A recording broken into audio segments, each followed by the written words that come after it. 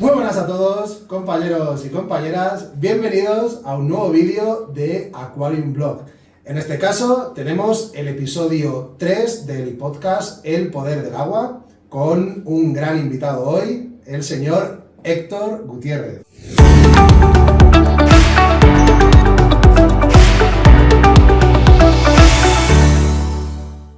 Bienvenido. Muchas gracias. ¿Cómo estás? Nervioso. ¿Muy nervioso? Sí, sí, la verdad que sí. Me han hecho varias entrevistas al Dr. Pez, pero nunca a Héctor Gutiérrez, entonces... Claro. Hoy es una entrevista a Héctor. Vamos a hablar de tu libro. Hombre, es que yo he venido a eso, ¿eh? Bueno, ¿estás listo o qué? Sí. Tengo buena batería. No me lo pongas pongas difícil, ¿eh? No, son preguntas fáciles. Vamos a empezar por una sencillita. Venga, va. ¿Quién es Héctor Gutiérrez, aparte de mi hermano feo o mi hermano guapo. ¿Quién es Héctor Gutiérrez? Bueno, pues Héctor Gutiérrez es un padre de familia. Tengo un hijo que se llama Río, mi chica Judith, que la quiero mucho, y soy una persona muy familiar, muy sencilla, me considero una persona muy sencilla y amante de los acuarios, como todos nosotros. Y no sé cómo más describirme. Bueno, hay un punto que es importante, que era mi segunda pregunta. Y es que un día te pregunté, cuando fuimos a hacer un vídeo, ¿te acuerdas? Sobre los cambios de agua. Sí. Y te dije, ¿qué pongo en el vídeo? ¿Es un biólogo? ¿Un ictiólogo? ¿Qué eres? Porque no me dejaste poner nada. No, es que en realidad no soy biólogo, no soy ictiólogo, soy... se puede considerar que soy especialista de enfermedades de los peces, pero en realidad no tengo ninguna titulación como la que acabas de decir, entonces no soy nada de eso. Bueno, roto el hielo, ya te está riendo, eso ya es bueno. Sí. Vamos con la siguiente, es, claro, ¿cuándo tienes tu primer acuario y de dónde viene tu pasión por los peces? Esto es obligado. Bien, acuario no se puede considerar una pecera balón, obviamente, todos hemos tenido una, yo creo, y mi primer pez fue un telescópico negro que me regaló mi madre cuando yo era muy pequeño. No voy a decir cómo acabó, pero tuvo una muerte jodida. Ahora sabrías lo que le pasó. Sí, claro. No, agua caliente, mi madre. Chao. Adiós, pez. Pero ese fue mi primer pez. Mi primer acuario vino después de dedicarme a la acuariofilia profesional. Yo empecé en este hobby, en este mundo, de manera profesional. Yo empecé dedicándome a ello. Entonces, bueno, mi primer acuario vino cuando ya trabajaba en la acuariofilia profesional. Entonces, ¿tuviste, cuando eras chiquitito, tu primer acuario? Correcto. ¿Luego estuviste un tiempo sin acuarios? Sí. De hecho, yo era más de reptiles. Yo tenía muchos reptiles. Y bueno, luego obviamente ya fue la curiosidad por los peces, de trabajar con ellos, de empezar con ellos, y ya me quité los reptiles y me lié con la acuariofilia, pero sí, yo era muy de reptiles, tío. Vale, entonces ¿cuándo profesionalizas todo eso? Entonces, ¿por qué? ¿Cuándo? ¿En qué momento? Bueno, yo empecé con 18 años a trabajar en la empresa ICA, Industria General del Acuario, y ahí fue donde me empezó a picar la curiosidad, ¿no? Yo venía de trabajar en otros sectores muy distintos, y claro, pues el pescar pececitos, el ver cómo nadaban, cómo comían, las variedades que había, ahí fue donde yo dije, ostras, cómo mola, ¿no? O sea, yo quiero uno en mi casa. Y ahí fue el primero. Luego vamos a hablar de ICA. Vale. Va a haber varios bloques, ¿vale? Y uno es para ICA, que es donde yo te conocí. Claro. Y que yo creo que ha sido un punto importante. Muy importante. Entonces, profesionalizas ahora mismo a nivel profesional, tú eres comercial de la marca Sera, que es una marca que yo creo que todos conocemos, pero ya 60 años en el mercado. ¿Qué tal se cobra? ¿En dónde? En Sera. No me puedo quejar. La verdad, las cosas como son. No, sí, es lo que tiene la ventaja de trabajar con una marca directamente, una marca multinacional como es Sera, una empresa alemana donde miran mucho por el trabajador, por la familia del trabajador, y la verdad que muy contento. Hay una pregunta que, bueno, estuve mirando cuántos años lleva Sera en el sector, vi que son 54 años los que lleva Sera. ¿Qué significa trabajar en una empresa de ese...? O sea, porque claro, no estás trabajando en una empresa pequeñita. No. Estuve viendo que Sera tiene fábricas en varios continentes, más de 200 o 300 trabajadores, o sea, que estamos hablando de una empresa muy grande. ¿Y qué significa para alguien trabajar ahí? Bueno, pues es el máximo, ¿no? Por decirlo de alguna manera, que se interese por ti una empresa multinacional, y no cualquier empresa, sino para mí la empresa, pues es un halago, ¿no? Es como como ser un jugador de fútbol y acabar en el Real Madrid, ¿no? Para mí es, vamos, lo máximo. Sera en España ha dado un giro muy grande, o sea, todos teníamos ubicado a José Bernabéu, Sí. pero de repente empezáis a aparecer un montón de gente por ahí. Entonces, ¿quién compone ahora mismo el equipo de Sera en España? Un poco cómo está organizada toda esta historia. Bueno, pues hablando o asemejándolo al fútbol, José Bernabéu es el Florentino. O sea, es así. Ya hablaremos luego si quieres de cómo empezamos todo, pero bueno, yo estoy ahí por José, obviamente, por Sera, y José es el que encabeza el proyecto. Entramos Alan y yo, ahora está Iker, y bueno, la verdad que tenemos un grupo, aparte de David, Pedro, Rui de Portugal, Jorge en la oficina, tenemos un grupo muy completo y dirigido por José, que es un espectáculo, ¿no? Nos reímos mucho, a veces no es trabajar. Me han mandado alguna preguntita para ti. Ay, qué cabrón. Luego las haremos. Pero, ¿qué significa para ti trabajar con gente como ellos? Un placer, un honor. Para mí, tener gente cualificada, que a veces en este sector es complicado, ¿vale? Porque, bueno, por suerte, por desgracia, no hay tanta gente, y tener gente que tenga esa pasión, sobre todo, ¿no? Porque tú puedes saber más o puedes saber menos, pero la pasión o la tienes o no la tienes. Y tener gente con esta pasión en el mismo equipo, la verdad que es un privilegio. Va una de las bonitas, de las que van a la yugular. Venga, va. ¿Cuál es el mejor producto de Sera para ti? Mójate. Para mí, el mejor producto de Sera, sin duda alguna, es Siporax. Siporax para mí es el mejor material filtrante que hay en la actualidad. Y si tuviera que decir puntos fuertes de Sera, aparte del material filtrante, la alimentación, obviamente. Para mí es la marca, la alimentación es líder. Somos muy fuertes en estanques, somos muy fuertes en la alimentación de tortuga.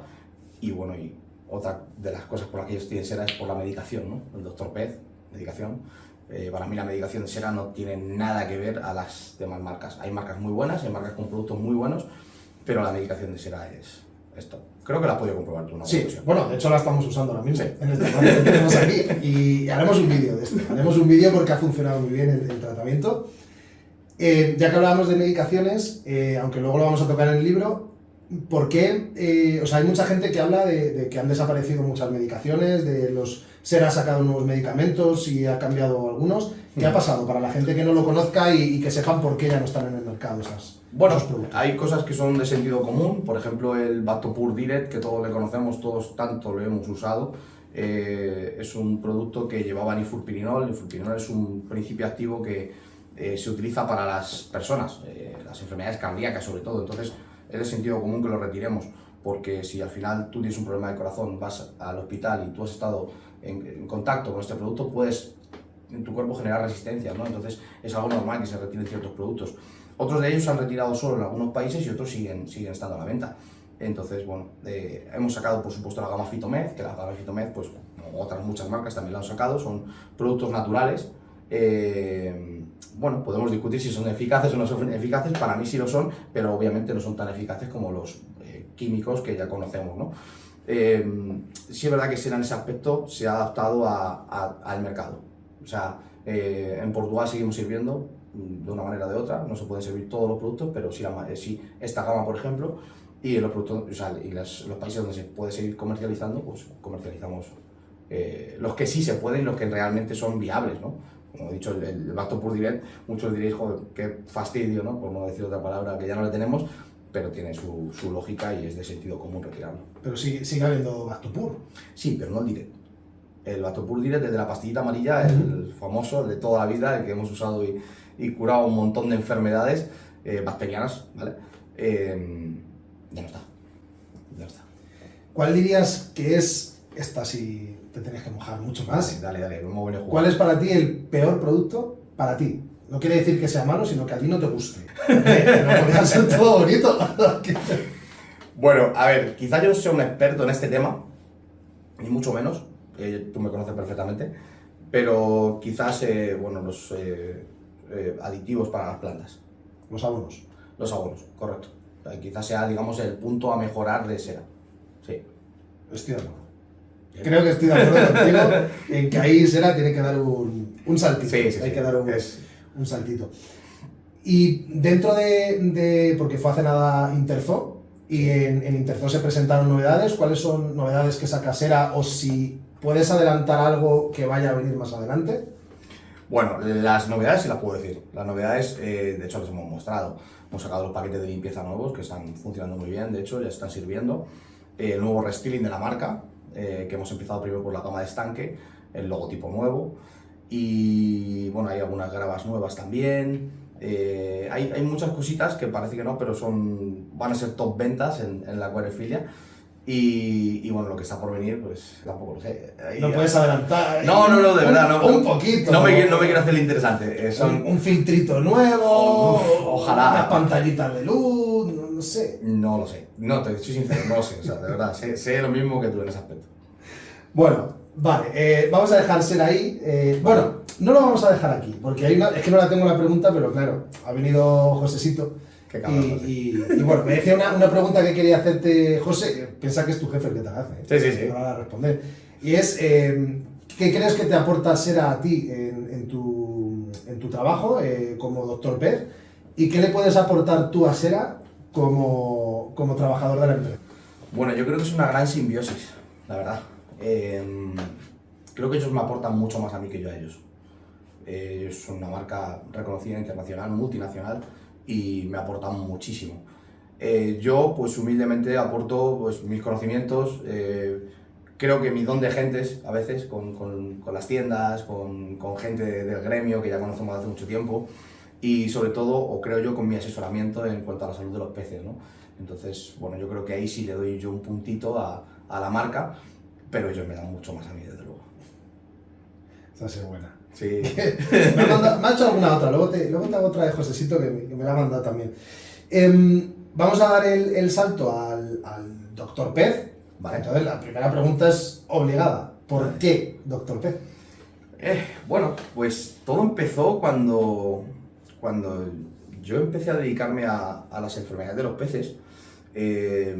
Empecé a grabar el contenido no por subirlo a redes sociales ni mucho menos, simplemente porque era lo que yo creía que era mi trabajo, ¿no? Al final yo grababa lo que venían, las enfermedades que tenían los peces para mandárselas a los proveedores y decirles, oye, esto que me han mandado tiene esto. ¿Qué ocurre? Que empiezo a generar tanto contenido en mi teléfono que compañeros míos, amigos, familiares incluso me decían, ostras, ¿esto por qué no lo llegas a subir? O sea, nadie está haciendo esto en las redes sociales. Y dije, bueno, ¿por qué no?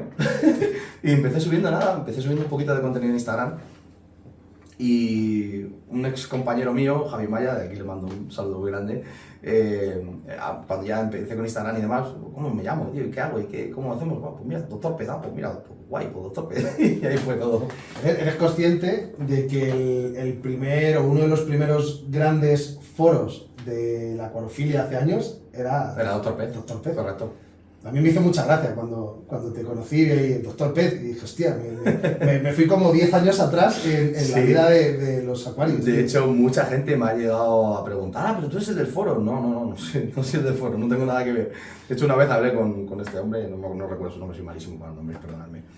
Y la verdad que, bueno, pues no tiene nada que ver, obviamente, pero fue lo que nos pegó en ese momento con el contenido que yo estaba haciendo y ahí salió. Entonces todo esto surge cuando llegas a ICA, ahí sale toda la historia. Entonces, ¿cuáles eran tus funciones dentro de esa empresa, digamos? Porque yo sé que estabas con los peces, pero un poco que la gente sepa qué es lo que hacías allí.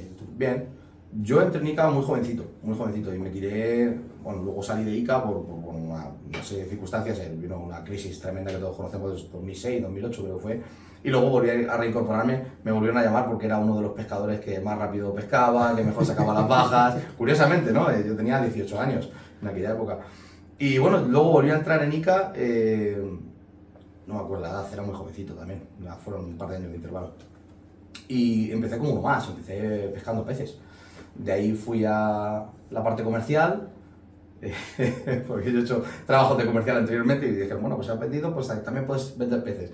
Y de la parte comercial ya pasé a la parte directiva, por decirlo de alguna manera, acabé encargándome del departamento de Tropical Center. Entonces, bueno, pues yo me dedicaba al tema de los pedidos, me dedicaba a la salud de los peces, me dedicaba a dirigir un poco lo que es el departamento. Y Y bueno, ahí es una historia bastante larga, la verdad. Pero bueno, yo empecé con las enfermedades porque lo necesitaba. A mí me pusieron ahí en el departamento y yo no sabía lo que era en realidad o sea, sabía el punto blanco, pero no sabía de enfermedades. Entonces, cuando yo vi la exigencia de ese departamento, la cantidad de peces que había en rotación y cómo se podía subir el beneficio del departamento si evolucionaba mis conocimientos, me vi en la necesidad de seguir aprendiendo. Y bueno, a base de estudiar, de aprender, por supuesto me trajeron a los mejores especialistas para enseñarme también. Gente como Josh Dess, Gerald Butler fue mi primer profesor. Fui absorbiendo y de ahí pues... ¿Y vinieron ellos a formarte aquí? Sí. Sí, yo también he ido a Holanda, pero sí, muchas veces han venido a formarme aquí. Y claro, nosotros pensamos siempre, yo recuerdo algunos vídeos que subías yendo con la furgoneta al aeropuerto a recoger peces y tal. Sí. Entonces, claro, no tiene nada que ver traerte unos peces de una tienda que un pedido que podíais recibir claro, que sois el paso intermedio, es decir, traéis de origen, o los traíais de origen, correcto, sí. Y lo preparabais para las tiendas. Entonces, ¿cuántos peces se reciben y cómo es recibir eso? ¿Cómo se gestiona un pedido de ese nivel? Pues mira, en aquellos tiempos, que obviamente el mercado sabemos que ha bajado un poco el tema de los peces ahora mismo y no se mueve el mismo volumen, pero ha habido tiempos donde nosotros teníamos 250.000 peces en rotación, son muchos peces. Había semanas que teníamos 5 importaciones. Estamos hablando de cajas, o sea, a lo mejor de una importación desde 40 cajas a 20 cajas. Imagínate la de neones que entran en una caja o la de peces de agua fría que entran en una caja, o sea, es decir, muchísimos, millones de peces. Pasaban millones de peces por mis manos. ¿Cómo se gestiona? De una manera completamente distinta a la que estamos nosotros acostumbrados a nuestra casa, a nuestro acuario, obviamente no tiene nada que ver, son distintos métodos para todo. Y sí, es verdad que cualquier fallo se multiplica también, entonces, bueno, pues complicado, muy complicado, pero bien, muy bien, muy interesante y bueno, pues poniendo empeño y dedicación, todo salía muy bien, la verdad. Pero, o sea, ¿cómo hacer la gestión, por ejemplo, de la salud de esos animales? Sí. Es decir, o sea, tú tienes un acuario con leones o con cardenales que están allí ya adaptados y con bien de salud, y de repente recibes otro cargamento y ¿cómo lo tratas? O sea, ¿van al mismo lugar? ¿Van a otro lugar? ¿Cuál es el seguimiento médico que se hace a los animales? Claro. ¿Cómo funciona todo eso? Mira, yo te voy a contar algo. Lo que a mí me distinguió del resto en ese aspecto es que yo no esperé a que viniesen los problemas. A mí lo que me hizo evolucionar y hoy ser quien soy quizás es adelantarme a los problemas. Y eso es algo que aprendí solo. Porque cuando a mí me pusieron en ese departamento, pues las anteriores personas que habían pasado por ahí iban solucionando los problemas cuando les surgían. Y yo aprendí precisamente esto de Gerald Butler. Me dijo, no, Héctor, es que hay que ver antes de que pase el problema. Entonces yo lo que empecé a hacer es analizar los peces cuando llegaban. Peces sanos, en teoría. ¿Vale? Peces que no acaban de llegar. Entonces yo me iba adelantando a los problemas. Respecto a lo de ubicarlos, obviamente, no, había que mantener cuarentenas. O sea, la cuarentena era obligatoria. No podían mezclar peces nuevos con peces viejos, peces antiguos, peces que ya estaban estabilizados, que estaban sanos, que ya tenían un control. Entonces eso había que llevarlo a rajatabla, eso se llevaba a rajatabla. Lo que sí implanté yo nuevo fue el adelantarme. El ver qué pasa antes de que esté el problema. Y eso fue lo que marcó la diferencia. Ahí es cuando empiezas recibes los animales, ¿no? Y empiezas a ver qué traen de origen, ¿no? Correcto. Correcto. Antes, o sea, como pasa a las tiendas, es decir, tú al final, como te pasa aquí en una tienda de ropa, tú vas a comprar un pantalón y no lo puedes devolver a los 3 meses. Si tiene un roto y tienes que un plazo para reclamarlo. Yo lo que hacía era eso, digo, pues me adelanto, según vienen, veo lo que tienen, si hay algún problema, lo reclamo en el momento. Entonces, esa manera de trabajar hizo que también nos adelantáramos a los problemas y que hubiese menos problemas. Me decías 2, 3 personas que son los que te forman, los que te enseñan, pero ¿me harías una lista de 5 o 6 referentes en el mundo de la ictiología? Sí, claro. Para mí, un escalón por encima de todos, o eso creo yo, quizás sea Sergio Martorelli, que fue precisamente el que me corrigió el libro. Para mí es Dios, sinceramente. Gerald Butler le tengo mucho cariño, es mi primer profesor, le tengo en un pedestal obviamente. Josh Dess, Cristian Larenas también de Ecuador, me ha ayudado mucho, es una persona, profesor de universidad también, con muchos conocimientos. quizás esos 4 sean el top para mí. Curioso que no me hablas de España de nadie. No hay falta recorrido a lo mejor aquí, ¿o qué? Bueno, si hablase de algún español, yo tengo que agradecerle mucho a José María Blanco. José María Blanco fue mi primer jefe en ICA, cuando entré, que era el biólogo de ICA. Y por supuesto tiene un conocimiento extraordinario, un recorrido impecable y también merece estar en el top 5, perdóname. José María. Hay un español, hemos llegado. Sí, José María Blanco lo merece también. Vale, por ya ir cerrando esa parte de ICA y de tu trabajo más, de tu inicio en todo esto, ¿qué materiales son los que tú utilizas para analizar los animales? O sea, esto no cogemos unas tijeras de pescado en casa y... Muy importante, o sea, ¿qué materiales utilizas? No solo para las disecciones o una vivisección, sino para todo tu trabajo, incluso electrónico. Bueno, en cuanto al material de investigación, obviamente un microscopio. Si te dedicas a la acuariofilia profesional, necesitas un microscopio con mejor calidad, en aumentos, en una serie de condiciones. Para una acuariofilia convencional o de una tienda algo menos sofisticado, pues, también te vale, ¿no? Pero para una acuariofilia profesional yo sí valoro mucho tener un buen microscopio, para mí es la base. En cuanto a herramienta, pues herramienta, claro, no es lo mismo diseccionar con una tijera de tu mujer de hacerse la manicura que una buena tijera precisa, con un corte limpio, finita. Yo tengo distintos tipos de tijera, tengo distintos tipos de pinzas, es decir, ese es mi material del día a día, ¿no? Pipetas, obviamente, portaobjetos, curoobjetos, bueno. Y luego pues hay muchas herramientas para el control y seguimiento, pues desde test, obviamente, muchas cosas que nos hacen falta el día a día, pero en cuanto a material de investigación, sobre todo eso. De este material, yo alguna vez he visto esos vídeos donde haces algún cultivo en placas, ¿no? Cultivos bacterianos y cosas. ¿Cómo es eso? Porque claro, tú ves el vídeo donde lo pones en una placa y de repente aparece otra imagen y ahí se ha desarrollado, ¿no? ¿Cómo funciona todo ese tipo de...? Sí, esos son... está, digamos, el examen parasitológico, que para eso necesitamos simplemente un microscopio, peces enfermos y herramienta adecuada. Y luego está los exámenes bacteriológicos, es decir, para hacer antibiogramas, citologías y demás. Eso es otro mundo. O sea, eso requiere de otro tipo de técnicas. Eso no se ve al microscopio, entonces. O sea, tú no distingues una bacteria al microscopio. La única bacteria que puede distinguir al microscopio es la Flagobacterium columnare, porque se ve a 400 aumentos, son unos bacilos bastante grandes, pero el resto de bacterias no. O sea, puedes saber si tienen una forma determinada o no, pero no sabes qué bacterias son. De hecho, cuando tú haces un antibiograma tampoco sabes qué bacterias son. Lo único que estás sacando es el resultado. Es decir, qué producto va a acabar con esas bacterias, para que me entiendas, ¿vale? Tampoco llegas a saber qué bacterias son. Para eso son unos métodos mucho más complejos, que al final tampoco son útiles. O sea, a ti lo que te interesa saber es el resultado. O sea, ¿con qué acabo yo con esta bacteria? Porque no hay tiempo. Exacto. O sea, ya de por sí un cultivo te puede llevar de 3 a 5 días. De 3 a 5 días una infección bacteriana se te pueden ir todos los peces. Y cuando trabajas en unas instalaciones de estas características, estamos hablando de que no te van 4 guppies. Se te pueden ir miles de peces. Entonces, bueno, eso ahí juegas a contrarreloj. Pero hay tanto dinero en juego y tantas cosas. Pregunta clave, ¿cuánto vale un microscopio como el que utilizas tú? Bueno, el mío.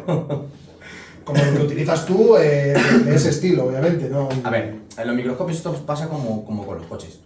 O sea, tú puedes llevar un Ferrari o puedes llevar un Fiat. Sin desprestigiar a Fiat, pero es así. O sea, un microscopio lo tienes desde 100 euros, 150 euros, el más barato, vamos a ser realistas, y luego tienes microscopios de lo que te quieras gastar. ¿El tuyo? Pues el que tengo actualmente ronda 7.000 euros. Bueno. 6.000, 7.000 euros, con todos los accesorios que tengo, sí, más o menos. Los he tenido más caros. Pensaba que me ibas a asustar más. A mí me asustó, cuando el que se llevó la lluvia me asustó mucho. Luego vamos a tocar el tema de Uy, se fue no sé si vas a llorar o no. No, ya lo he superado, ya está. Bueno, voy a sacar entonces a la criatura, que la vas a sujetar tú, a la criatura. Ese es el mío, sí, concretamente. Correcto. Que conste que este es el mío, que lo tengo desde hace pues, un año, desde que salió, prácticamente. Pues salió el 20 de mayo del año pasado. Me lo diste en julio. Y el evento de peces fue en junio, sí, un año y un mes. O sea, Voy a hacerte algunas preguntitas de tu libro. Cuéntame. Lo primero que... Tú abres el libro y lo primero que aparece, hay muchos nombres y aparecen dos. Judith y Río. Sí. ¿Qué significan ellos ahí? Lo más grande. Sí. Por lo que yo me levanto cada día. Te hace llorar, ¿eh? Sí. Venga, va, yo no te hago llorar mucho, pero hay más nombres. Sí, claro. Está que yo ya las conozco, ya he hablado con ellas. Hay una tal María del Mar, Raúl, Alba, Fernando, Enzo, Juan Carlos. Sí, pues María del Mar es mi madre. Raúl es la pareja de mi madre. Alba es mi hermana, Fernando es mi cuñado, Enzo es mi sobrino, que ahora tengo otra sobrina, pero cuando salió el libro no estaba, claro. Tendremos que añadir a Boli. Y Juan Carlos es mi padre. Y hay otro nombre que a mí me alucinó. No te voy a hacer llorar más. No. Espero no hacerte... No era mi intención hacerte llorar, que conste. Estoy muy sensible. Que conste, no era mi intención hacerte llorar. Pero me sorprendió mucho ese momento y hubo un nombre ahí que yo no me esperaba y es José Bernabéu. Sí. Y me llamó mucho la atención y dije, hostias, José. El libro estaba hecho. El libro estaba hecho y editado. Yo a José le conocí en Zaragoza, el año pasado, no, el anterior. Nunca los habíamos visto, habíamos por redes, por lo típico, ¿no? Pero nunca los habíamos visto. Y José se interesó por mí de tal manera y me dio tanto cariño desde el primer momento que un día antes de que el libro se empezara a imprimir prácticamente, yo tuve que llamar y decir, ¿está todo? Me dijeron, sí, yo, ¿podemos añadir un nombre? Y añadí José Bernabéu en el último momento porque me vi en la obligación, el cariño que él me dio y el vínculo que él y yo formamos, se lo merecía. Ahora es Papá José. Ah, Papá José. Josecito. Me apetecía, no sé, me apetecía decirlo porque yo sí que lo habíamos hablado alguna vez y de verdad me sorprendió mucho porque precisamente nunca os habían visto juntos. Y cuando lo vi en el libro dije, uff, hay algo ahí hay algo oculto ahí que no conozco. Y yo con José, en aquel momento, tenía bastante relación con él y joder, me llamó mucho la atención. Fue, ya te digo, todo in extremis. O sea, José aparece en el libro. Un día después no llega a aparecer. Tal cual. Pero me vi en la obligación de ponerle. Tuviste suerte, José. Sí. Me vi en la obligación de ponerle por el vínculo tan fuerte que formamos, por el cariño que me dio y por todo lo que ha hecho por mí, que luego fue mucho más, obviamente, se multiplicó por 10. Por eso está José. El libro está organizado de una manera muy concreta, pero antes hablabas precisamente de todo el tema de la prevención, entonces lo primero que haces con el libro es hablar de prevención, cuarentenas y Sí. Errores humanos. Sí, errores humanos, prevención y cuarentena. O cuarentenas y prevención, sí, perdón. ¿Y Sí. por qué arrancas por ahí? O sea, para ti el factor, bueno, siempre lo has dicho en la charla, ¿no? Claro. El factor más preocupante y por el que enferma un pez somos nosotros. Obvio. O sea, en la naturaleza los peces conviven con parásitos, conviven con ciertos patógenos y nosotros somos los culpables muchas veces de que o esos patógenos se reproduzcan o se desorbiten y sean un verdadero problema, o muchas veces no son tan siquiera patógenos.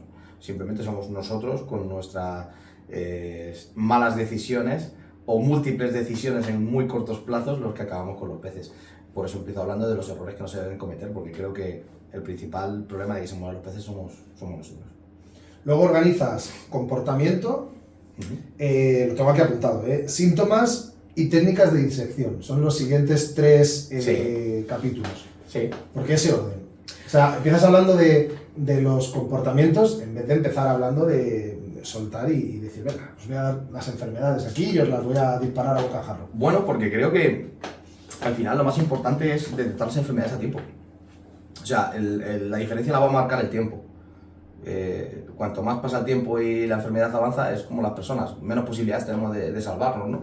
Entonces, el comportamiento es el síntoma más importante de detectar, porque es donde más margen tenemos para poder hacer algo.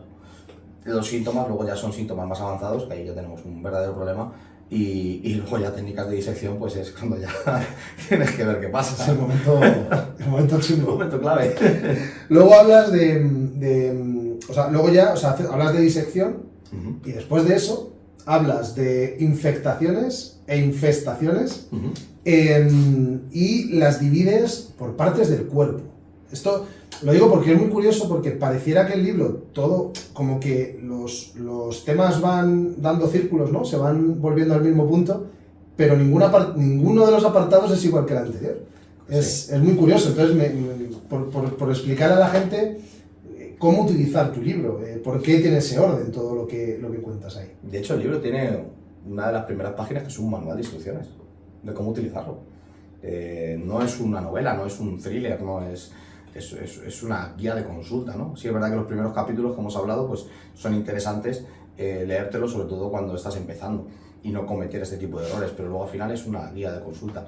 Respecto al tema del capítulo 8, que es el que me comentas de enfermedades por parte del cuerpo, bueno, yo tenía un libro, digo tenía porque se lo llevó el libro, yo también voy a llorar otra vez. Yo tenía un libro que me encantaba, y era las enfermedades de los peces por parte del cuerpo. Entonces yo en el capítulo 7 te explico todas las enfermedades, simplemente con vídeos al microscopio de las propias enfermedades, con tratamientos para aficionados, para profesional, porque el libro va en 2 direcciones, y me vi la obligación de hacer un capítulo 8.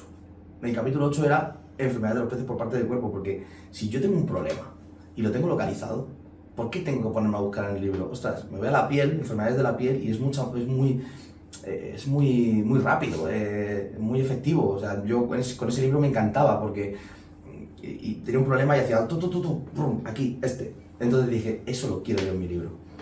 Y de ahí fue ese capítulo. De hecho, es el más extenso de todo el libro. De hecho, a mí, personalmente, para el aficionado, me parece el más útil. Porque yo cuando he tenido cosas en los peces, y ya teniendo tu libro, es verdad que por suerte tengo una mala racha, pero no nunca he sido de los que tienen muchas enfermedades en los peces. De hecho, yo no tengo ni idea de enfermedades de los peces, como habrás podido comprobar. Pero es verdad que sí que me parece muy interesante, porque te vas al sitio y buscas qué le pasa a mi pez en la aleta, no sé, y entonces, o de repente, pues eso, tiene una parte del cuerpo y vas ahí a buscar y rápido te redirige a las otras partes del libro, y Claro. me parece que es la forma fácil de que el aficionado lo pueda usar, porque hay quien me decía, no, es que el libro está pensado para profesionales. No. Entonces, a mí me parece que esto facilita mucho. Sí, de hecho, te voy a contestar a las 2 cosas que has dicho. Efectivamente, el libro te redirecciona luego al capítulo 7, porque yo creo que lo importante es el capítulo 7. El capítulo 7 es donde están las enfermedades descritas, qué precauciones debes de tener, qué tratamientos alternativos tienes, incluso, bueno, eso está también en el capítulo 9, pero el capítulo 8 efectivamente es una manera fácil de detectar una enfermedad. Y luego, respecto a que el libro es para profesionales, no, que va, al revés. Si te das cuenta, el libro habla de cuarentenas para profesionales, cuarentenas para aficionados, tratamientos para profesionales, tratamientos para aficionados. De hecho, el capítulo 9 de la farmacopea le tuve que rehacer cuando ya estaba el libro editado. Vamos, editado, en proceso. Porque yo puse ahí un montón de marcas, un montón de productos, para que el aficionado llegase y dijera, dame el Tremazol de Sera. Pero ¿qué ocurrió? Que mi abogada, barra editora, barra todo, me dijo, Héctor, ¿tú has hablado con estas 30 marcas? No, voy a hablar con 30 marcas. Una es de China, otra es de Australia, otra de Estados Unidos, otra... Y tuve que rehacerlo. Entonces, a lo que quiero decir con esto es que el libro también va pensado en el aficionado.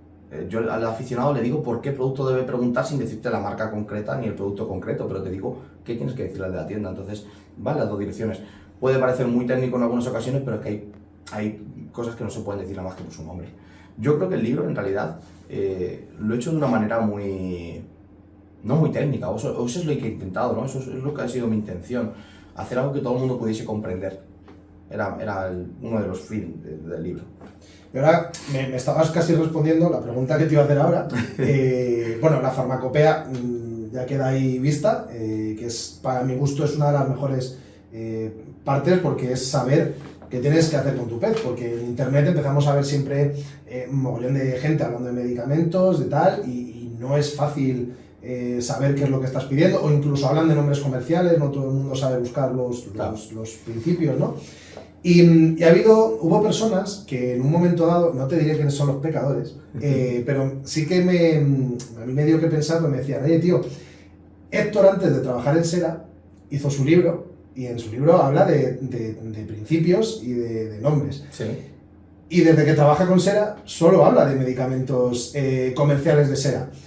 Yo te he oído hablar en algunas ocasiones de productos de otras marcas, que yo digo los nombres, yo te he oído hablar de ESA, te he oído hablar de una marca que comercializa ICA, que no me acuerdo cómo se llama, NT-Labs. Correcto. O sea, yo te he oído hablar de ellas. Por supuesto, Entonces, claro. creo que, o sea, tengo claro que no van por ahí los tiros, yo tengo mi teoría, pero está guay que es una pregunta que me han hecho bastante, y no ahora para este vídeo. Sí. Y me parece que está guay que lo puedas contar, ¿no? De por qué, y que lo habías empezado a explicar, ¿no? ¿Por qué ahora hablas y por qué hablas y confías en esos medicamentos de Sera? Bueno, a ver, yo volviendo al principio de la entrevista, yo una de las partes por las cosas que estoy en Sera es por la medicación, obviamente, aparte por muchas cosas más, ¿no? Por la marca en sí, por José, obviamente, pero la medicación de Sera, o sea, los principios activos de la medicación de Sera son lo que yo recomendaba en otros vídeos, son lo que aparecen en la farmacopea para profesionales, ese principio activo. ¿Por qué ahora hablo mucho del producto de Sera en vez de decir ese principio activo? Porque yo creo que el aficionado, que en realidad es el 90% o incluso más, el 98% del público que nos ve, es el aficionado. ¿Por qué le voy a decir la medicación X? Este producto lo tiene, ¿no? Y aparte, es la marca en la que trabajo, ¿qué cojones? Sí, no, yo al final, evidentemente, no recordaba, porque sí que me habías contado lo de la farmacopea, me lo contaste hace tiempo, pero yo no me acordaba. Pero es verdad que yo siempre lo he pensado, si yo veo una tienda, no voy a pedir según qué producto, voy a pedir el producto de una marca, voy con el nombre y miro en internet, sé a qué tienda tengo que ir y lo compro, y me da igual el nombre del principio activo. Yo sé que hay mucha gente que está totalmente en contra de comprar.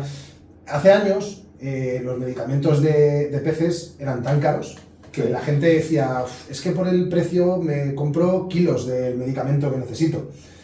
Y que sí, pero a mí siempre me ha dado miedo eso de echar pastillitas en el acuario y prepararlo yo. Siempre me ha dado reparo porque no, al final son dosis que te las cuenta alguien, te las dice no sé quién, pero claro, el de la tienda, el medicamento de la marca, sí sabes que va preparado ya con la dosis. Y no hace falta que nos vayamos a de que Héctor está en Sera y ahora dice esto. Remontémonos mucho más tiempo atrás. Mis primeros vídeos en YouTube, ¿vale? Yo hablo de esto. Digo, si eres un aficionado, no juegues a ser químico, no juegues a echar productos que compres en la farmacia que puedes matar a los peces, intoxicarlos. Muchos de ellos son tóxicos, muchos de ellos se anulan los efectos entre ellos, o sea, otros son incompatibles, otros los condiciona mucho la calidad o la temperatura o los parámetros del agua. Por lo tanto, ¿para qué vamos a poner en riesgo nuestros peces usando productos de farmacia? Usamos un producto que ya está testado, que tiene las instrucciones, las pautas, los inconvenientes que te pueden surgir dependiendo de qué tipo de calidad de agua o temperatura tengas. Es que tiene su lógica. O sea, si yo tengo una instalación con 3.000 acuarios o 500, pues obviamente no puedo utilizar productos convencionales, me arruino. Vale, ese tipo de gente perfecto, pero tú que tienes los acuarios, ¿qué te vas a poner a comprar pastillitas en la farmacia? Y luego, ¿qué pasa? Se te mueren los peces, o te los cargas, o tienes problemas. Es absurdo. Entonces, para eso están los productos. Entonces, yo creo que, ya te digo, esto no es cuestión de ahora. Esto no es que ahora Héctor está en Sera y solo es Sera, no. Os animo a que miréis mis primeros vídeos, que no tenía barba, mucho más joven, por cierto. Guapo sigo siendo. En algunos de ellos hay un crossover mío. Sí, cierto. En algunos de ellos hay un crossover. El de comportamiento de los peces. El de comportamiento. Que era un vídeo de comportamiento de los peces. Creo que salgo en dos. Uno es ese y el otro salgo, me suena también. Yo recuerdo ese, Pero ya no me acuerdo. Y es eso, en esos vídeos que estamos hablando de hace, ¿cuánto? ¿4 años? ¿3 años? No recuerdo ya. No, yo creo que son un par de años. No, mi primer vídeo en YouTube fue hace más tiempo ya. un par de años. Claro, pero estos no son los primeros. O sea, son Pero, de los primeros, pero no... Exacto, yo en mi primer vídeo de YouTube, ya te estoy hablando hace ya unos cuantos años, yo ya recomendaba que la gente utilizase productos convencionales, que no se diera la manta a la cabeza y se fuera al foro X o al grupo de WhatsApp de fulano y empezara a echar medicación de farmacia que luego tenía los problemas. Entonces, es algo de sentido común. A mí me parece que hay que tener como mínimo cuidado y que la mayoría de las dosificaciones que te dan son correctas, no son locas, pero cuando no puedes comprobarlo... a mí me pasa igual con los abonos del acuario. Lo de hacerte tus abonos está muy bien, pero al final te tienes que fiar de lo que dice alguien que no se dedica a ello y te la estás jugando. Hay mucho corta-pega, Alvarito. Hay mucha gente que corta de aquí, pega aquí y esto vale para todo y eso no funciona así. Y luego aparte las dosificaciones influyen mucho, hablando de medicación, dependiendo de los parámetros y de otros factores. Entonces no todo vale para todo y hay cosas que son tóxicas. Igual que te pasa con los sustratos, que no sacarás el rendimiento que tú quieres con la misma, a lo mejor, dosificación que otra persona con otros parámetros, otras calidades, otras plantas, ¿no? Me imagino, yo de plantas, ¿sabes? Sí. Se me mueren hasta los cactus, o sea, no tengo ni puta idea, pero que es eso, o sea, al final, cuando tienes un acuario 2, 3, ¿para qué vas a jugar de la salud de tus animales, de tus plantas? Es absurdo. Van a ir 3 preguntas. Hostias, sobre tu libro. Y te dejo que hagas tu momento promocional. Yo venía a hablar de mi libro. Claro, te voy a dejar un momento para que hables de tu libro. Esta te la adelanté el otro día. A ver, dime. ¿Cuántos libros has vendido hasta el día de hoy? Buena pregunta. Habría que descontar los que se llevó la lluvia. Cerca de 1000. Cerca de 1000 libros. Cerca. Está muy bien. Jamás me lo imaginé. O sea, son muchos aficionados. De muchos países. ¿Cuál es...? Esto no estaba metido, pero me lo contaste el otro día comiendo. Claro, estamos hablando de un libro que tiene un precio de en torno a 120 euros. 119, sí. Y claro, no es lo mismo pagar 120 euros en España que pagarlos en México, en Costa Rica, en El Salvador. Correcto. O sea, me parece alucinante que la gente allí... Sí, hay gente con un poder adquisitivo importante que va a comprar libros en países con un nivel de renta per cápita menor al nuestro, pero hay gente muy humilde que me ha comprado el libro en países donde el salario mínimo es casi el valor de mi libro. Y son muy fuertes. Gastarte el sueldo de un mes en un fuerte. libro. Sí. O sea, es como si aquí un libro de esos países, en muchos de los países donde yo he vendido libros, es como si mi libro allí costase 1.300 euros. Claro, es un dineral. Y la gente lo ha comprado. O sea, yo he vendido muchos libros en Centro y Sudamérica. Muchos. ¿Y encontrarás la forma o crees que podría haber alguna forma de hacer una edición digital que pudieras hacer del libro y... Es una de las preguntas que más me han hecho después de la de ¿qué le pasa a mi pez? A ver, me parece muy interesante, pero claro, conozco los riesgos de sacar cosas digitales. Entonces, no sé si has valorado la forma de hacerlo y si se podrá dar o... No me lo planteo de momento. La verdad que yo soy una persona que siempre me ha gustado el libro físico. O sea, yo tenía muchos libros, ya lo sabes. Me gusta el libro físico. He intentado, de hecho, combinar la tecnología con el libro físico y de ahí el código QR y que te llevase a vídeos. Yo creo que eso, creo que los libros de PC no se había hecho nunca. Y me ha gustado esa combinación de tecnología y el libro físico. Pasarlo todo a tecnología es algo que no lo termino de ver. No. ¿Habrá versión en inglés? La versión en inglés tenía que haber salido hace mucho tiempo. Por el problema de la lluvia no salió. Porque ahí era el momento en el que estábamos ya empezando a trabajar en ello. Se quedó ahí en stand-by. Y bueno, espero que algún día salga en inglés, sí. Espero que algún día. O sea, sí que hay un objetivo de que salga. Sí, porque mucha gente me lo pide en inglés, me lo piden en francés, me lo piden en un montón de idiomas. Pero yo creo que inglés sería la clave y sé que sería un impulso para que llegase a mucho más de lo que ha llegado. Saldrá, a algún momento. Te voy a dejar tu momento teletienda. Este es tuyo. Ahora hacemos un parón y este es tu momento teletienda antes de la segunda parte de la entrevista. Bueno, poco que decir, la verdad. Para mí no lo hice como algo para lucrarme, en realidad nunca fue así. Siempre fue de una manera de decir, este es mi currículum, esto es mi trabajo durante un montón de años, y lo saqué para poder ayudar a la gente que en realidad tanto me preguntaba, tanto me decía, incluso cuando yo fui a mi primer evento y llegué a mi primer dossier, la gente me decía, sácalo, véndemelo, vende.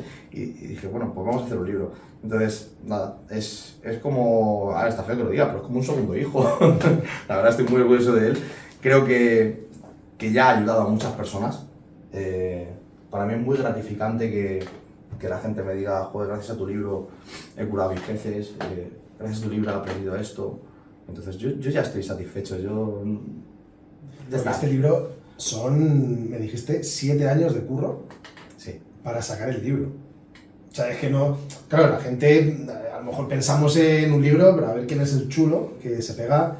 A ver, 7 años currando y recopilando en realidad, información. o sea, no son 7 años dedicándote a decir voy a sacar un libro. Yo el libro le decidí sacar 2 años antes de sacarlo. Fueron 7 años de trabajo, digamos, por decirlo de alguna manera, formarse, de investigación, de acumular datos, de información. Y luego fueron 2 años, sobre todo el último año, muy intenso. Pero sí, en realidad es mi trabajo, es mis conocimientos o lo poco mucho que sé, está ahí plasmado. Vamos a hacer una parada. Vale. Y ahora vamos a seguir con la siguiente parte que ya te adelanto, que es el Amazonas. Vamos a la parte del Amazonas. Yo creo que aquí la gente quiere escuchar cosas porque es un lugar soñado, ¿no? Es nuestro culmen, ¿no? Donde surge la acuariofilia casi. ¿En qué momento decides que te largas al Amazonas a hacer una expedición y a complicarte la vida? Muy buena pregunta. Es algo que ya se venía tramando unos años atrás. A mí Hugo me lo planteó el año anterior. No pude por motivos de trabajo. Ya había hecho un montón de eventos, había cogido todas mis vacaciones, no pude irme en ese momento y era como el año que viene, o sea, puede haber un terremoto, lo que sea, que voy al Amazonas, seguro. Y bueno, la verdad que fue una locura el año pasado, fueron 45 días en el Amazonas, sin Judith, sin río. Bueno, fue complicado en muchos aspectos, pero a la vez fue lo más bonito, una de las cosas más bonitas que te pueden suceder, ¿no? Y bueno, todo estaba más que planeado, o sea, no es que surgiera de la noche a la mañana, es que ya veníamos tramándolo un año y medio atrás. Cuando llegas, o sea, pillas el avión, llegas al Amazonas y cuando estás en ese río, ¿qué es lo primero que se te viene a la mente cuando estás ahí? Es inexplicable. Es un río que parece un mar. Hay tramos del río donde tú miras el ancho y dices, es imposible que haya tanta agua aquí. Y yo fui en una época de sequía, de hecho la sequía más importante en 92 años. Brutal. El agua no se acaba nunca allí. Es increíble. La sensación, cómo huele, la gente, todo. O sea, es que no se puede explicar, de verdad lo digo. Tú lo ves en los vídeos que yo subo y dices, qué pasada. Pero cuando vas allí es totalmente distinto. Claro, siempre que pensamos en el Amazonas o en los ríos, ¿no? Y los peces que tenemos, piensas claro, no, este pez vive en el río Amazonas. Entonces tú piensas ahí, pero claro, el río Amazonas, obviamente unos cardenales y unos escalares no están en medio del río Amazonas. No. Todo esto está en ríos laterales, en zonas que desborda, en afluentes. Entonces, ¿cómo es la diferencia? ¿Cómo es ver a los peces que tenemos en nuestros acuarios, con los que has trabajado todos los años, verlos en su hábitat? Es brutal. Es brutal el poder sumergirte con unas gafas de bucear y meterte dentro del acuario de tus sueños. Es increíble. O sea, a quien le gustan los discos, bucear y ver discos, a quien le gustan los tetras, bucear y ver esos tetras, el levantar una roca o meter la mano en un tronco y sacar un loricárido, eso es algo que no... A la gente que nos gustan los acuarios, que nos gustan los peces, no tiene explicación. Es increíble, de verdad te lo digo.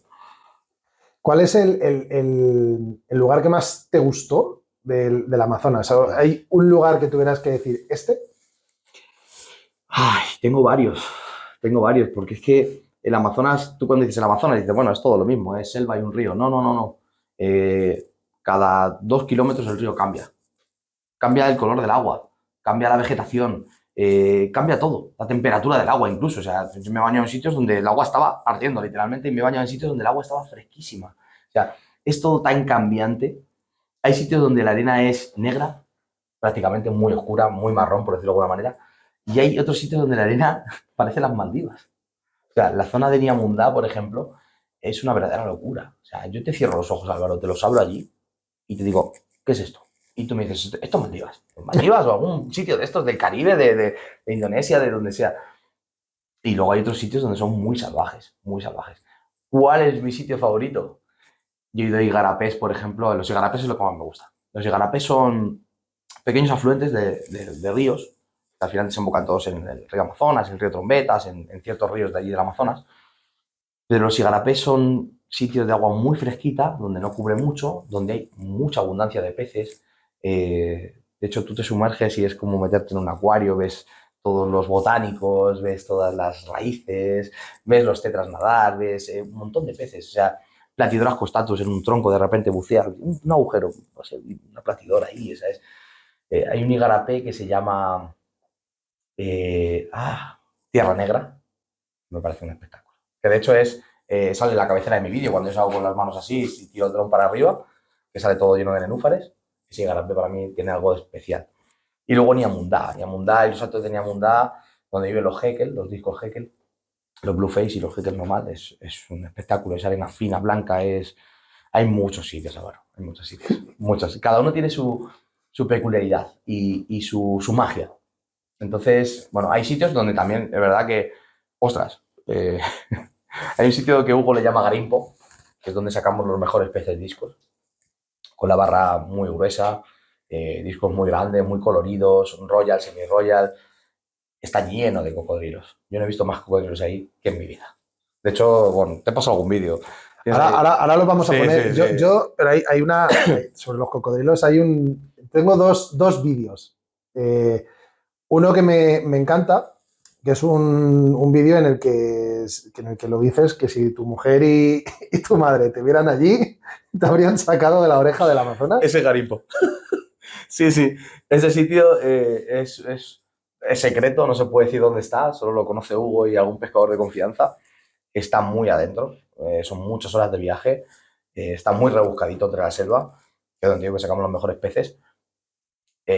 Hay unos cocodrilos gigantes. Y ya no es que haya cocodrilos gigantes, es que son muchos los que hay. O sea, yo de hecho te puedo contar una anécdota, una de las noches que llamamos al telepisa, como yo digo, el telepisa es llamar a una tribu y que te traiga un cerdo. Entonces, bueno, pues George, el capitán del barco, lo despieza, ¿no? Lo sacrifica, lo despieza, lo congelamos y las tripas del cerdo y todas las partes sobrantes, George las tiraba al río. Eso en España no lo haría. Bueno, ¿qué ocurre? Que esa misma noche, cuando yo me levanté a hacer pis al baño, el baño está en la parte de abajo del barco, que está casi a ras del agua, yo iba con mi linterna y de repente miré y digo, anda, mira, qué de luces hay en el agua. De repente algo así, no eran luces, eran ojos de cocodrilo. Muchos cocodrilos, bueno, muchos, muchos, muchos. Ahí da respeto. Da respeto. Al final, cuando ya llevas un tiempo, llevas unos días, ya te acostumbras, es algo muy normal. De hecho, yo me baño ahí, o sea, no pasa nada. Pero sí es verdad que si, por ejemplo, mi madre en aquel vídeo famoso me llega a ver, o un Judith, me sacan de una oreja y me meten en un avión. ¿Cómo es? O sea, pero eso de meterse en un río con cocodrilos. O sea, ¿no te da miedo? O sea, yo me cago. No, a ver, te cuento. Yo esta barrera la rompí cuando nos quedamos encallados. Yo me iba con... A ver, Hugo lleva 19 años, creo que 18 años, lleva yendo al Amazonas. Entonces, claro, él se conoce ya cada rincón, él se ha ido muchas veces con los pescadores. Imagínate, ¿no? Él ya lo tiene todo, pues, muy visto, ¿no? Yo mi primer año en el Amazonas, yo me iba con los pescadores y hasta con la señora de la limpieza si iba a algún lado interesante. O sea, yo me iba a todos los lados. Y claro, yo me iba con los pescadores. Hugo se quedaba en el barco muchas veces y yo me iba a buscar los discos. Claro, me iba a sitios donde digo, me decía, esto, ten cuidado, que ahí hay poca agua, a lo mejor para volver tienes problemas, o ten cuidado que hay muchos cocodrilos, ten cuidado que, Hugo, déjame, yo me voy. Y me quedé encallado, con un barco en mitad del río. Teníamos que llegar sobre las 12 del mediodía, no llegamos hasta las 9 de la noche. No, 9, más tarde creo, incluso. Hubo que bajarse del barco a empujar, porque el barco no salía. Y ese es el río que te digo yo, donde había muchos cocodrilos. Entonces, bueno, al final, al principio, mejor dicho, te da un poco de respeto o miedo, pero luego es todo ya muy natural. Ya cuando llevas ya unos días ya es... ¿Lo más peligroso son los cocodrilos o No, qué es lo que hay ahí? en el Amazonas, muchas cosas. Bueno, intuyo que tiene que haber pirañas, obviamente, que Las no creo que pirañas sea lo no más te hacen nada. peligroso. Las pirañas en cualquier parte del río donde vayas. Tú coges un hilo, un anzuelo, ¿no? Se llama un anzuelo. Le pones un trocito de carne, tiras el hilo y cuando recoges una piraña. O sea, pirañas hay en todos los lados. Las pirañas no son un problema. No te atacan. Tú no eres su presa. Tú te bañas con ellas. No hay ningún problema. Los cocodrilos sí puede ser un problema, obviamente. Y más si las hembras tienen huevos en la orilla, pues te pueden atacar. Puede ser un problema, va. Pero yo creo que lo que más miedo tienen los pescadores, sobre todo, que es la gente nativa de allí, los indígenas, es a las rayas de agua dulce, porque tú no las ves y están por el fondo. Y tú pisas y como te claves un arpón de una raya, estás jodido.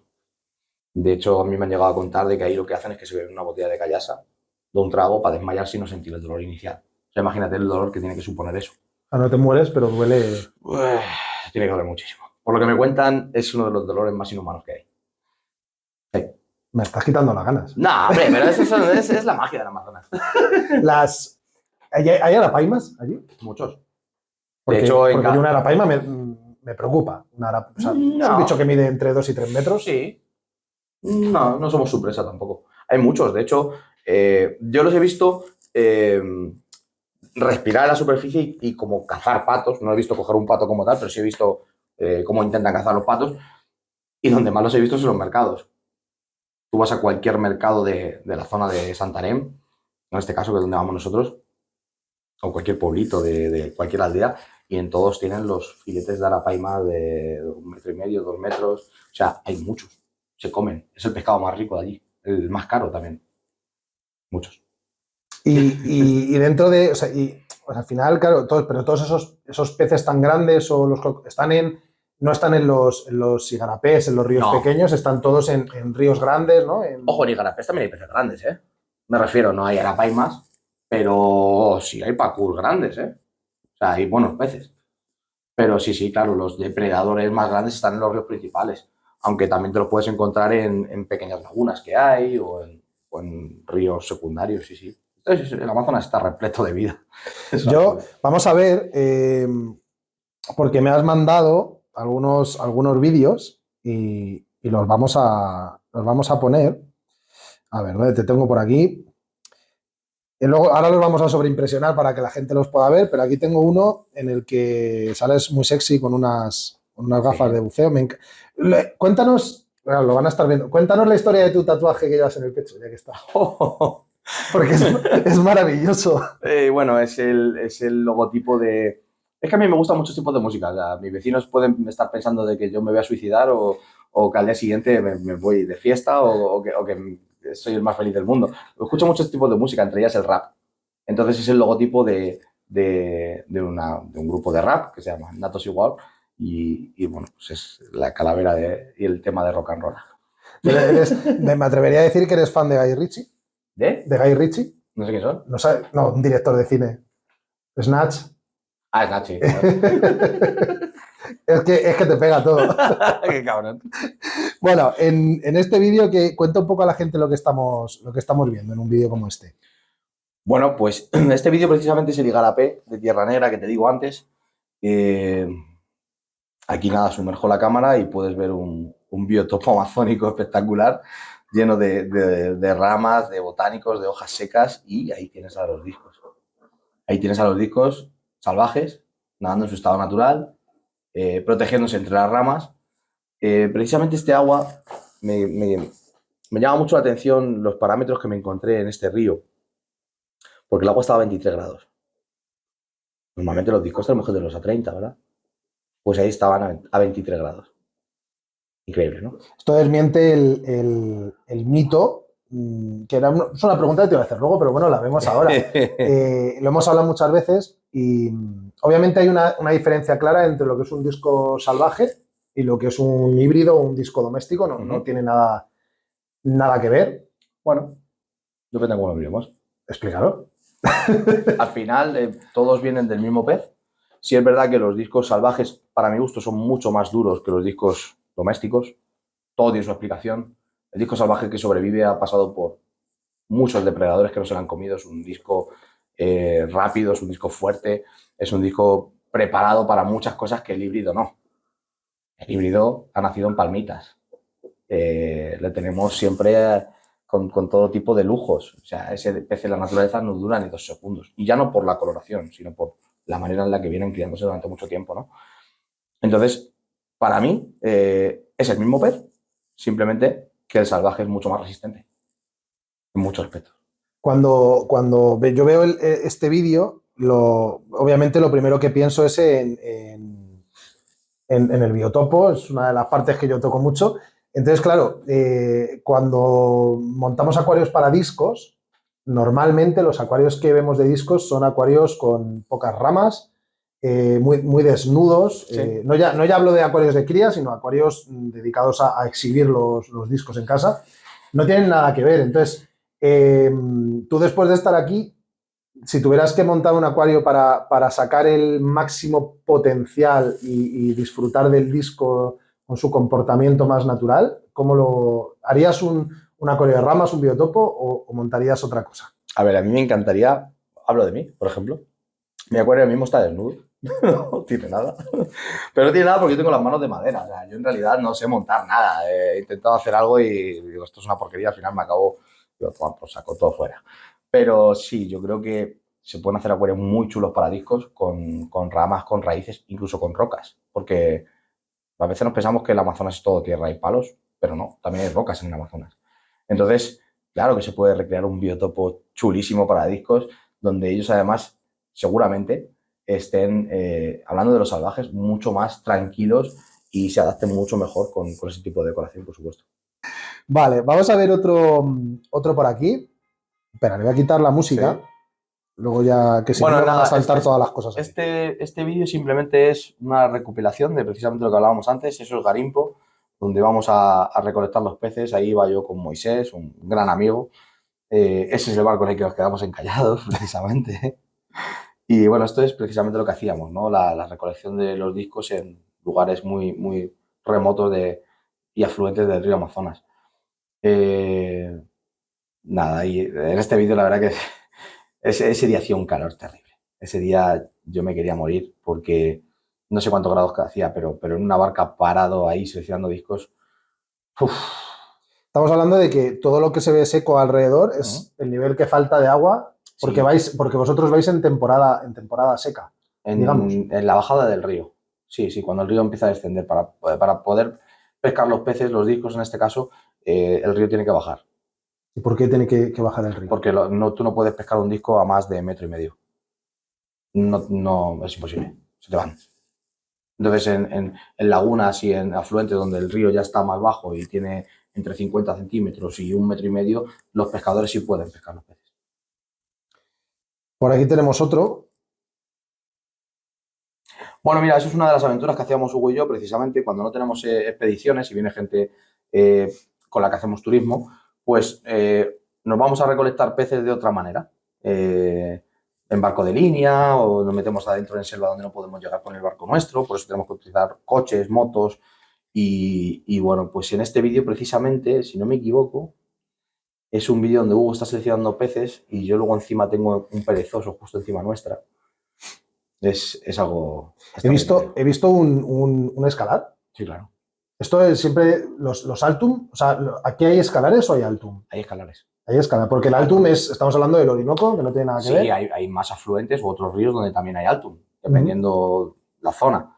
Pero en este caso, donde nosotros vamos, Altum, vamos, que yo sepa, no hay. Yo he visto un montón de escalares. Muchísimos, muchísimos.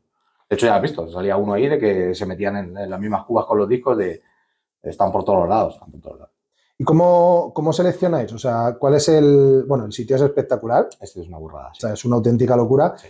¿Cómo seleccionáis un disco? Es decir, tú llegas allí, de momento solo la parte de sacar el disco. O sea, Hugo coge el disco y ¿qué es lo que se busca en un disco? O sea, bueno, yo este año, al principio, según llegué, yo me volvía loco. Porque yo decía, Hugo, ¿por qué acabas de tirar ese disco al agua? Ese disco era perfecto, no esto. Ese disco tenía esto aquí y esto allí. Digo, Hugo, no me jodas, tío, ese disco era precioso. Al principio no lo entendía. Sí, verdad, el tema de la selección es Hugo. ¿Vale? O sea, mi labor es otra. Mi labor es la salud de los peces. Ahora, si quieres, te la explico. Pero el tema de la selección es Hugo. Yo sí es verdad que después de ya estar ahí con él, ya empecé a entender qué objetivo busca él. Él busca unos patrones específicos, sobre todo una forma muy redonda, un ojo pequeño, que significa que el pez no es muy longevo, no es muy viejo, y luego que no tenga deformidades o que no tenga problemas que puedan conllevar a problemas en el transporte, a medio o largo plazo. Entonces, lo que hace Hugo precisamente es seleccionar los peces y tener los mejores peces discos del mundo. Porque es muy fácil ir a un pescador y decirle, ¿cuántos discos tienes? 300. Te compro los 300. Te llevas el cojo, el tuerto, el manco y salen muy baratos, muy baratos. Ahora, si tú vas y dices, no, voy a elegirlos y de esos 300 me llevo 9, los peces salen muy caros. Salen muy caros. Pero obviamente te llevan lo mejor. Claro, porque esto ¿cómo funciona? O sea, Hugo, para el que no lo sepa, Hugo es el dueño de Santarém Discus, Correcto. que es una de las mayores empresas de exportación de discos que hay. Eso es. ¿Él cómo gestiona esto? Es decir, él tiene su negocio y él pesca un número de discos, te entiendo que tendrá un límite para... Hay una cota, correcto. Hay en estados de Brasil donde no hay cota, pero precisamente en Pará, que es donde nosotros vamos, donde Hugo tiene la empresa en Brasil, porque Hugo tiene 2 empresas, Brasil y Portugal. Tenemos un número de peces, vivos o muertos. O sea, si tú pescas, me invento, tienes una cota de 2.000 y pescas 1.500 y 500 se te mueren, solo puedes pescar 500 más. O sea, me da igual que estén muertos. Y además eso hay que declararlo. Hay una serie de controles muy estrictos. Entonces, nada, Hugo selecciona los peces que mejor cree él, que más bonitos son, se los lleva a su instalación en Brasil y de Brasil luego los manda a Portugal y solo puede sacar una cantidad limitada. Entonces, esto me da a dos preguntas. Una es, o sea, hay un control sobre, o sea, pues normalmente cuando hablamos de peces salvajes, ¿Sí? siempre ha generado mucha controversia.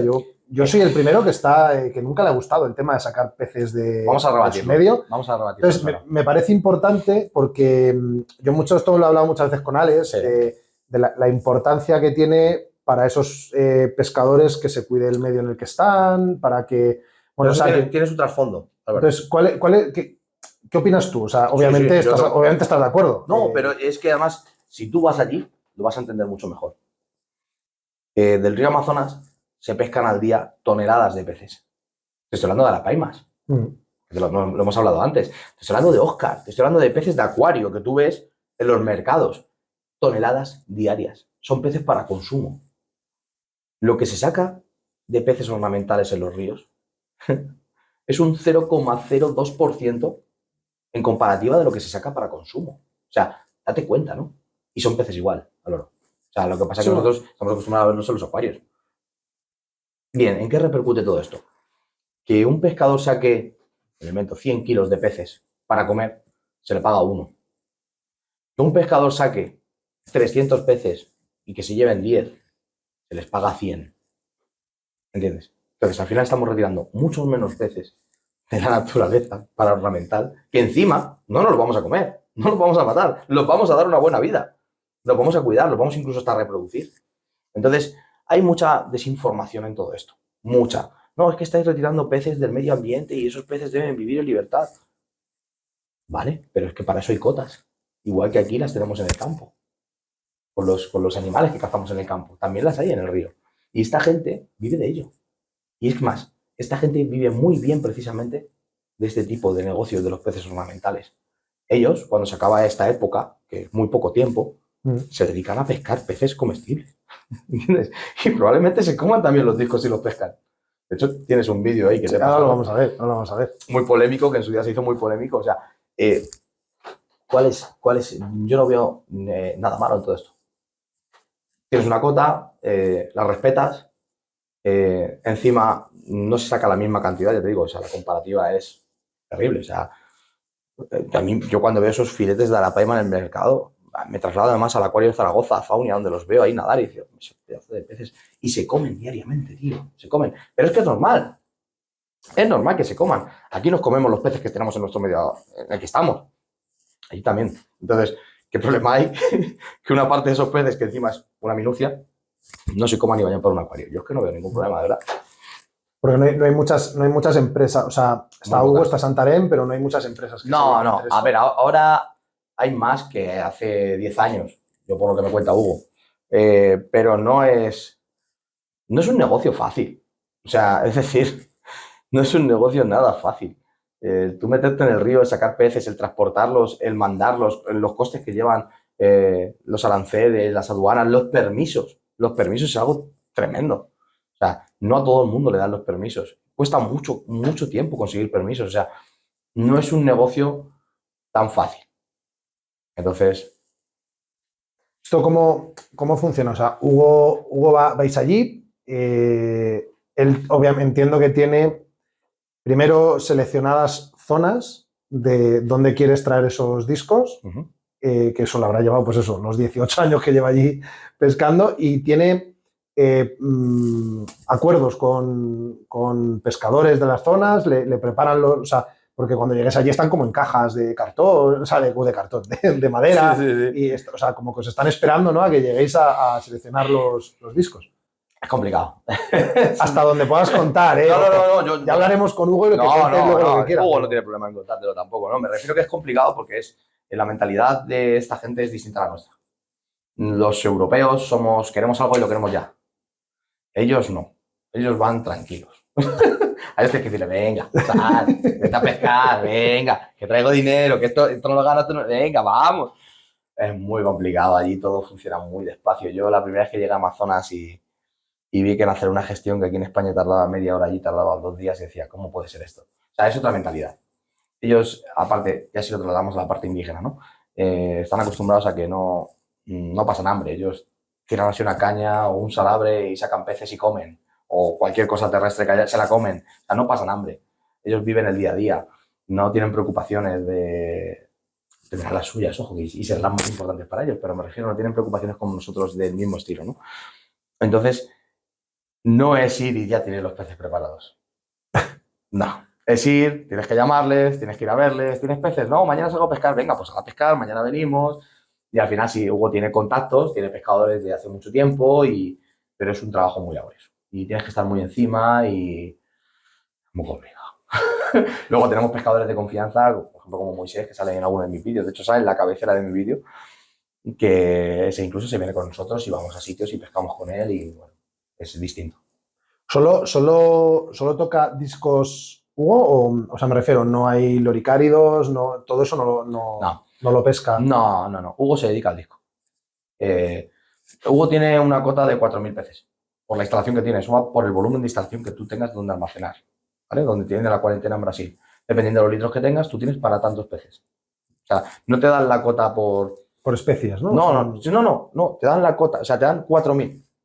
Pero puede ser 4.000 cardenales. ¿Entiendes? Ya. Entonces Hugo se dedica al disco, exclusivamente. Y luego, yo un poco por lo que veo, partimos de la base de que no tengo ni idea de discos, pero ni idea. Más o menos todos los discos que yo veo en los vídeos, en las instalaciones, son muy parecidos, pero me consta que hay diferentes coloraciones o sea, hay discos verdes, azules, rojos. ¿Cómo funciona esto? O sea, el disco salvaje. Vale. Son varias especies, ¿no? Diferentes. Discos verdes, por ejemplo, no son los que trabaja Hugo. El disco verde punteado, el típico disco verde punteado, que además no es tan redondo, es un poquito más aplatanado, eso viene de la parte amazónica, pero de Colombia. Nosotros vamos a la parte de Brasil, son discos más redondos. Y luego dentro de la parte de Brasil tienen muchas variedades. Tienes, por ejemplo, discos sólidos, que son muy rojos o son sin muchos patrones, sin muchos distintas tonalidades. Luego tienes, por ejemplo, los Haeckel, no tienen nada que ver, son de Niamundá, o de los altos de Niamundá, los Haeckel Blueface, son azules completamente. O sea, dentro del disco salvaje hay muchas variantes. Aunque tú lo veas todos iguales, no tiene nada que ver. Están los Royal, están los Semi-Royal, están los Golden, están los sólidos, están los Sika, están los Haeckel, o sea, es un mundo eso de la leche. Vamos a ver uno en concreto, que tiene su historia. Este disco es curioso y a lo mejor la gente lo está viendo y no se está dando cuenta del detalle. Yo la primera vez tampoco me di cuenta. Bueno, ese disco es muy especial para mí. Ese disco está en mi acuario. Ese disco le saqué yo del río Amazonas, de esa parte es... ay, no me acuerdo cómo se llama ese afluente del río. Lo digo en el vídeo, no lo recuerdo mismo, bueno, da igual.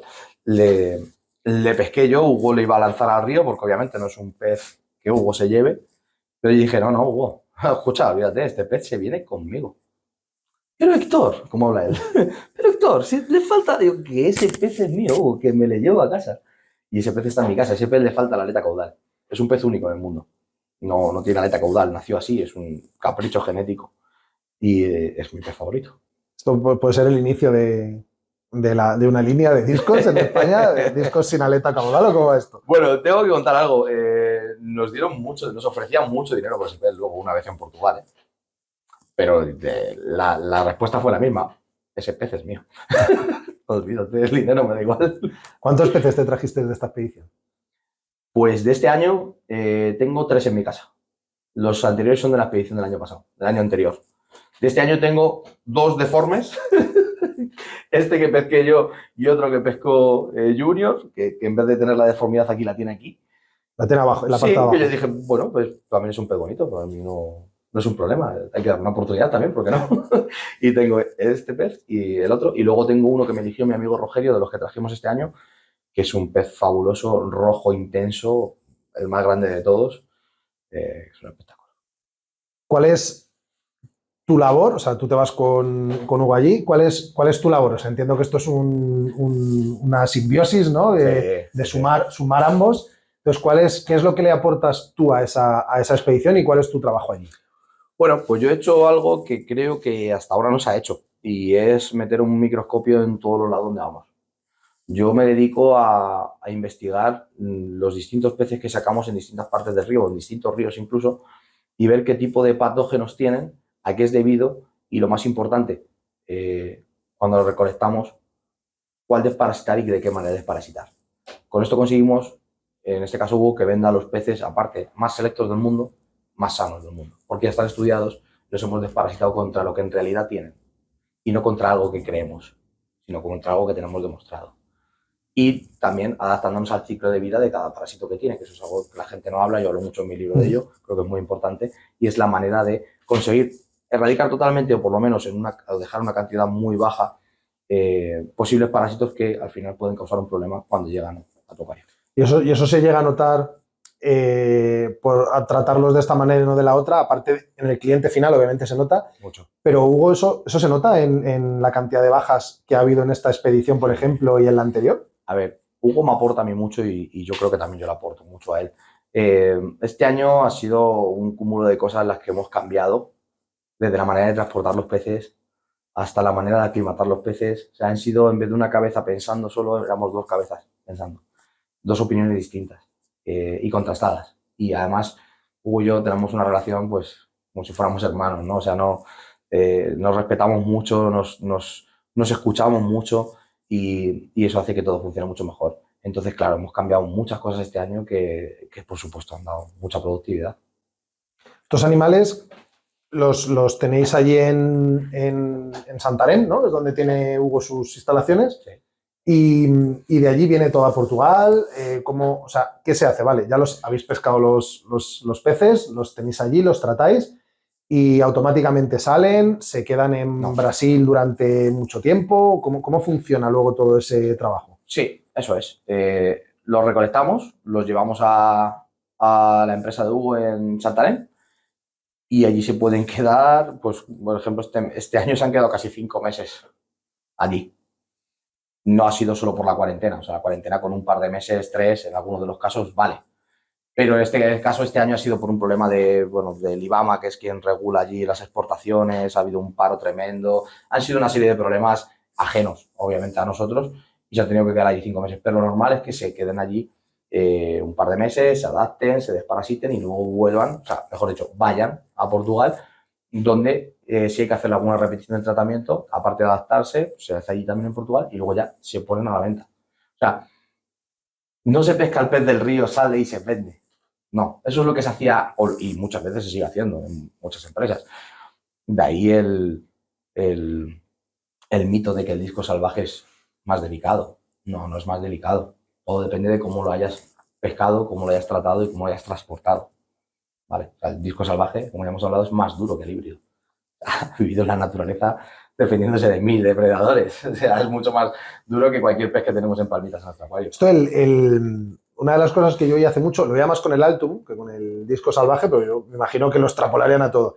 Siempre decían que uno de los problemas que tenían los Altum cuando los traían salvajes, y por eso morían tanto, entiendo que es porque traerían 1000 enfermedades, pero hablaban de que como el animal vive en pHs tan bajos, donde no hay bacterias como las que tenemos en nuestros filtros y tal, que cuando los traíamos aquí, pues se morían. No. Eso no es cierto. No es cierto. Yo tengo un amigo que se dedica a la exportación de peces salvajes colombianos, David, Tropical Fish. Él hace cuarentenas de los Altum. Él pesca los Altum, los tiene en cuarentenas y luego los mandas. No se mueren.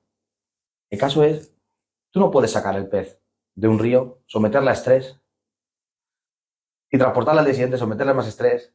Y donde las transportan en Europa, luego le venden a una casa y más estrés. O sea, no se termina de eliminar ese estrés. El estrés es lo que mata a los peces. En este caso, si tú un pez lo sacas del río, lo estabilizas, tienes un tiempo, o lo mandas, lo estabilizas. O sea, no es lo mismo. No es lo mismo. Y no es cuestión de pHs bajos, pHs altos. O sea, este año en Zaragoza, en las jornadas, Luis Santos dio una charlita sobre Altum. Y hablaba precisamente de esto que me estás diciendo tú, pero ojo, hablaba de que no hay que bajar el pH luego al Altum, porque el mismo pescador que lo saca del río, ya cuando lo lleva, lo transporta y demás, ya le está subiendo el pH, ya tiene otro tipo de agua. O sea, ese no es el problema. De verdad que ese no es. El problema es la manipulación. El problema es la cuarentena. El problema es, obviamente, la mala información y transportarlo de esta manera. Los peces salvajes son mucho más de lo que queremos. Mucho más. Lo que pasa es que hay que saber tratarlos, son animales. O sea, los perros viven en nuestro ecosistema, los gatos, esto es un ecosistema propio. Y tenemos que tratarlo como tal, o sea, es otro mundo aparte. Aquí tengo otro vídeo donde estáis pescando justo, ¿no? Estáis seleccionando los... Sí, eso es lo que te contaba antes. Este es el del perezoso, ¿no? Sí. Y aquí vemos a Hugo sacando los discos de esta caja, ¿no? Sí. Y los va seleccionando y entonces los pasáis a una cubeta. Creo que aquí vas a enseñar el Sí, perezoso. aquí ya me voy porque es que justo arriba, encima de nuestras cabezas, tenemos un perezoso justo ahí. Mírales. Luego ya te pasaré algún vídeo en horizontal que tengo del perezoso que hice con el dron. Es una verdadera virguería. Y claro, metéis los peces en esas cubetas de por spam, ¿no? ¿Lo parece? Sí, o un por spam. En este caso, fíjate ahí que el vídeo está parado, hay bolsas. En este caso directamente los empaquetábamos. Vale, o sea, lo metíamos en una cubeta de por spam, pero luego estaba Junior allí empaquetando los peces con oxígeno directamente.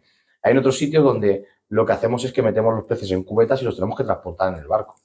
Y se tiran a lo mejor 2 días en esto de agua, tumbaditos en cubetas tranquilos. Lo que te hablaba antes, un disco híbrido no te aguanta eso. Haces un disco doméstico, o sea, se muere. Es distinta manera de transportarlo. En este caso los llevamos embolsados. Y claro, salen de aquí, entonces, desde que salen del río, llegan a las instalaciones de Hugo en Santarém, ¿cuánto tiempo pasa ese disco? Depende en qué parte del Amazonas estemos. Me refiero, yo el año pasado yo vi vídeos donde te pegabas 24 horas para llegar al sitio donde estaban los discos. Sí. Sí. Entonces, y hay sitios donde he tirado 2 días para llegar al sitio donde estén los discos. Y no les pasa nada, aguantan perfectamente. De hecho, uno de los sitios más lejos que tuvimos que mandar los peces en un barco de línea, ¿vale? En cajas, ellos lo llaman basquetas, son las cajas estas así, cuadraditos de plástico, con esto de agua, fácil, desde que pescamos los peces hasta que llegaron a la empresa, pasaron casi 3 días, 2 días y pico. Obviamente hay que hacerles cambios de agua y demás, ¿no? O sea, eso es lógico. Mortandad ninguna. Hay veces que, bueno, pues te puede llegar alguno mal, obviamente, es normal, ¿no? Pero es que ese día a mí me sorprendió cuando yo llegué a la empresa y están todos. ¿Cómo es posible? O sea, los peces van tumbados 3 días de viaje en un barco, en una caja y es sorprendente lo que pueden aguantar estos animales. Viendo todos porque yo tengo la suerte de que yo te pedí que me trajeras alguna semillita Sí. y me trajiste un cargamento importante de botánicos y de semillas, ¿no? Entonces, ahora porque bueno, el mundo del biotopo lleva muchos años, pero digamos que al menos en España el boom lo ha dado en los últimos 5 o 6 años. En tu opinión, ¿qué crees que, o sea, y después de todo este viaje donde has visto todos esos peces, con todos esos elementos naturales que están en el agua, ¿qué crees tú que le aporta a los peces? O sea, ahora mismo cuando tú ves a la gente montando acuarios donde tratan de recrear esos espacios, ¿qué crees que le aportas al pez? O sea, ¿crees que es positivo que el pez tiene beneficios estando en ese tipo de acuarios? A ver, ¿O crees que es indiferente hacer ese tipo de...? a ver, yo soy partidario de que los peces lo que tienen que tener principalmente es buena calidad de agua. Estamos todos de acuerdo ahí, ¿no? Eso no depende del botánico, eso está claro. Por eso. La base de que un pez esté sano, esté bien, esté fuerte, esté correcto, es la calidad de agua. Luego pasamos a la segunda fase, la fase del estrés. El estrés es muy importante. Reducirlo, todo lo que sea reducir estrés, es maravilloso. Los botánicos, como todos sabemos, muchos sueltan una serie de propiedades que son beneficiosas para los peces, entre ellos taninos, que incluso les dejan tranquilos, les dejan relajados. O sea, claro que le beneficia. Claro que le beneficia al pez. Pero antes de eso, yo pongo la calidad de agua por delante, ¿vale? También se puede tener peces muy bien sin tener un biotopo con una buena calidad de agua. Pero, claro, recrear todo lo que sea semejante a donde ellos viven en la naturaleza, yo creo que obviamente es muy positivo. Y más, sobre todo, para este tipo de peces que vienen de ahí. ¿Tú crees que lo que hablábamos antes, esa diferencia de comportamiento de un disco que tenga, porque muchas veces hablamos de las barras de estrés en el disco, yo por ejemplo en los escalares, que también tienen esas barras Sí. verticales, obviamente están relacionadas con el estrés porque es su mecanismo para camuflarse cuando notan peligro en el río Sí, para mimetizarse con mimetizarse con el ambiente. Correcto. Pero yo sí que he notado que mis peces, cuando les he proporcionado, como en este acuario, troncos verticales, Sí. he notado cómo las rayas de esos escalares, por ejemplo, se marcan mucho más sin estar el animal estresado. Entonces, no sé si recrear eso pues aporta algo a esos animales, les beneficia, Ojo. o son barras de estrés y solo afectan cuando se No, estresa lo el llamamos animal. barras de estrés, pero en realidad es una mimetización muchas veces del pez al medio en el que habitan. Tú piensas que estos mismos peces, estas barras las tienen en la naturaleza, en el río donde están. ¿Por qué? Como tú bien has dicho, tú pones aquí palos verticales o un tipo de vegetación o un tipo de decoración que el pez al final se mimetiza con ella. ¿Por qué hace esto? En Amazonas hay millones de pájaros, millones de aves, muchos depredadores en el mismo agua que se los van a comer. ¿Por qué hacen esto? ¿Porque están estresados? No, porque la naturaleza es inteligente. Ellos se adaptan al medio donde habitan y se intentan camuflar. O sea, que a ti, a tu escalar, por ejemplo, que le hayas puesto ahora estos tronquitos y le salgan esas rayas que llamamos de estrés, no significa que tu pez esté estresado, no significa que tu pez esté peor, es simplemente instinto natural. Él se camufla. El pez está de puta madre. Con esas ramas. Vamos a tocar, tú has dicho que es un punto polémico, a mí sinceramente no me lo parece en absoluto, y es el tema de las personas que viven en el Amazonas comiéndose un pez disco, cocinándolo, bueno, y comiéndose, es de todo, vamos, me refiero, esto es como si yo me como una lubina o una dorada o una trucha, son los animales que yo tengo a mi alrededor, igual que me como un cerdo o... Eso es. Entramos en el hecho de comer un animal. Pues ahí habrá gente que lo vea bien, gente que no, pero no entiendo por qué, y lo vamos a enseñar, este vídeo genera la polémica, evidentemente. Pensar que este señor se está comiendo un disco que aquí vale 500 euros en el mercado, pues es difícil de entender, pero Sí. es su comida, igual que tienen los discos, tienen al lado un Pacus y luego tenían algún mamífero que luego Sí, no, el mamífero es el que yo pruebo. Yo es que no como peces, porque yo no es que no coma discos, o sea, yo es que no como ningún pez. La cabeza no me deja. O sea, yo veo tantas cosas al microscopio y es tan psicológico que yo no como peces. Si yo comiera peces, a mí no me importaría probar un disco. La gente me podrá criticar por esto, pero es que ellos son los peces que comen porque son los que tienen en su medio ambiente, donde habitan. O sea, es como si nosotros comemos como te he dicho, una sardina, una lubina. No lo vemos raro, ¿no? Ellos tampoco ven raro comerse un disco. A mí no me escandaliza. Sinceramente, además, yo lo publiqué porque lo vi algo tan natural. Choca, evidentemente choca, ¿no? Pero yo no lo veo mal. Sí es verdad que generó mucha polémica porque hay mucha gente que no relaciona el decir, bueno, es un pez de acuario, no se tiene que comer, no, es un pez de la naturaleza donde ellos viven y es lo que ellos están acostumbrados durante hace muchos años y generaciones. Entonces yo lo veo algo muy natural, yo lo veo algo muy natural, pero sí es verdad que choca y la gente, pues en su día hubo mucha discrepancia entre ciertas personas. A mí me llama mucho, de verdad, te lo digo, me llama mucho la atención porque es que no le veo, o sea, entendería que si de repente, no sé, vas a casa de alguien y, no sé, tú vienes aquí, trincas mi escalar, No tiene lógica. lo sacas y te lo haces a la parrilla, No pues, tiene lógica. A lo mejor te corto una mano. Normal. Porque es mi mascota, Exacto, obviamente es mi mascota, pero no sé, no le veo, no sé, igual que sacas una serpiente y la cocinas, o igual que en muchos sitios en Argentina, por ejemplo, sé que hay gente que cocina los plecostomos. Los llaman, aquí también, son diablos de agua y son una plaga. En Brasil, en Amazonas, yo los he visto, lo venden en el mercado. Dicen que están buenos, además. Yo sabes que yo Dicen que sabe parecido a, bueno, claro, si no comes peces. Hugo me dice a mí que tiene como mucha sangre y que a él, por ejemplo, no le gusta. Pero para la gente de allí son verdaderos manjares, los plecos, y los ves los ves en el mercado. O sea, como aquí cuando vas a comprar cualquier otro tipo de pez, allí los ves. Que seguro que antes has hablado de las arapaimas. Sí. Y seguro que nadie ha pensado en, me estoy comiendo un pez que en Zaragoza tienen un acuario. Claro.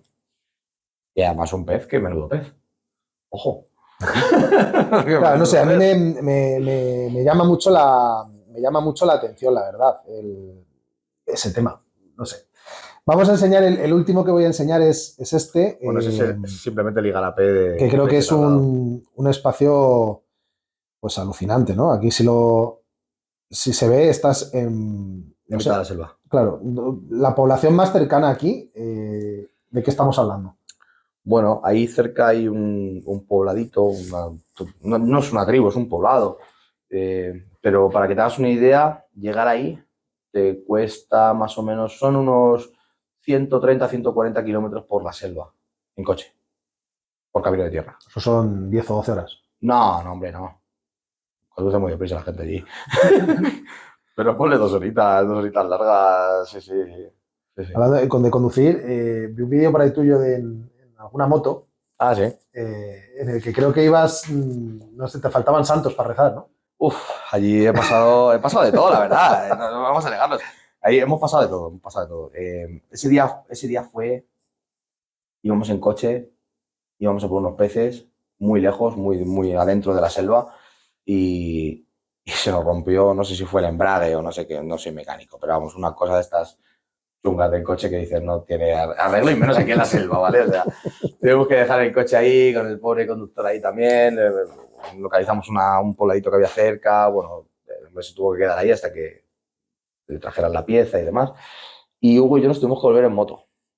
En moto, pues igual 100 kilómetros, una cosa así. 100 kilómetros por la selva en moto es jodido. Es muy jodido. Yo no sufro de problemas de espalda. Voy fenomenal. Y yo me quería morir. Porque va muy deprisa con la moto, pillando muchos baches. O sea, yo cada curva decía, por favor que esté ya ahí el barco. Por favor que esté ya ahí el barco. Y Hugo sí, por ejemplo, tiene problemas de espalda. Y yo miraba a Hugo y decía, madre mía, no me llega vivo este hombre. Cuando llegamos al barco por fin, yo tuve que ayudar a bajar a Hugo. Hugo estaba hecho mierda, estaba reventado. Hay cosas, bueno, son aventuras. Luego al final quedan ahí, te ríes cuando pasan, pero sí, hay cosas. ¿Te has planteado? Yo lo he pensado, ¿eh? Y me parecería muy buena la idea. Hacerte un Heiko Leger y sacarte un libro enseñando los sitios donde has estado para que la gente conozca esos biotopos y pueda llegar a recrearlos en casa. Bueno, yo creo que al final cada maestrillo es su librillo, ¿no? Y cada uno tiene que dedicarse a lo que en realidad hace. Nah. ¿Has analizado el agua? ¿Sabes cómo es el agua? Sí. O sea, puedes contar por supuesto. Muchísimas cosas. No, y tengo información muy valiosa para mí, de parámetros de agua, de niveles de oxígeno, de temperaturas, tengo fotos emergidas, sumergidas, o sea, tengo mucha información y este año haré mucha más, pero no es mi idea sacar un libro de ese estilo. Mi línea es otra. Lo que me mueve, mi pasión, es la salud de los animales, es la investigación, es por qué tienen esos problemas, cómo solucionarlos, a qué se deben. Esa es mi línea. Entonces, hacer algo que se salga de esa línea no va conmigo. Que ojo, que está guay, está guay. Yo tengo pensado, en su día, lo que me falta es tiempo, yo tengo ahora mismo información como para quizás hacer otro libro. Me gustaría hacer otro Enfocado al libro. disco. Sí, me gustaría hacer un libro enfocado al disco.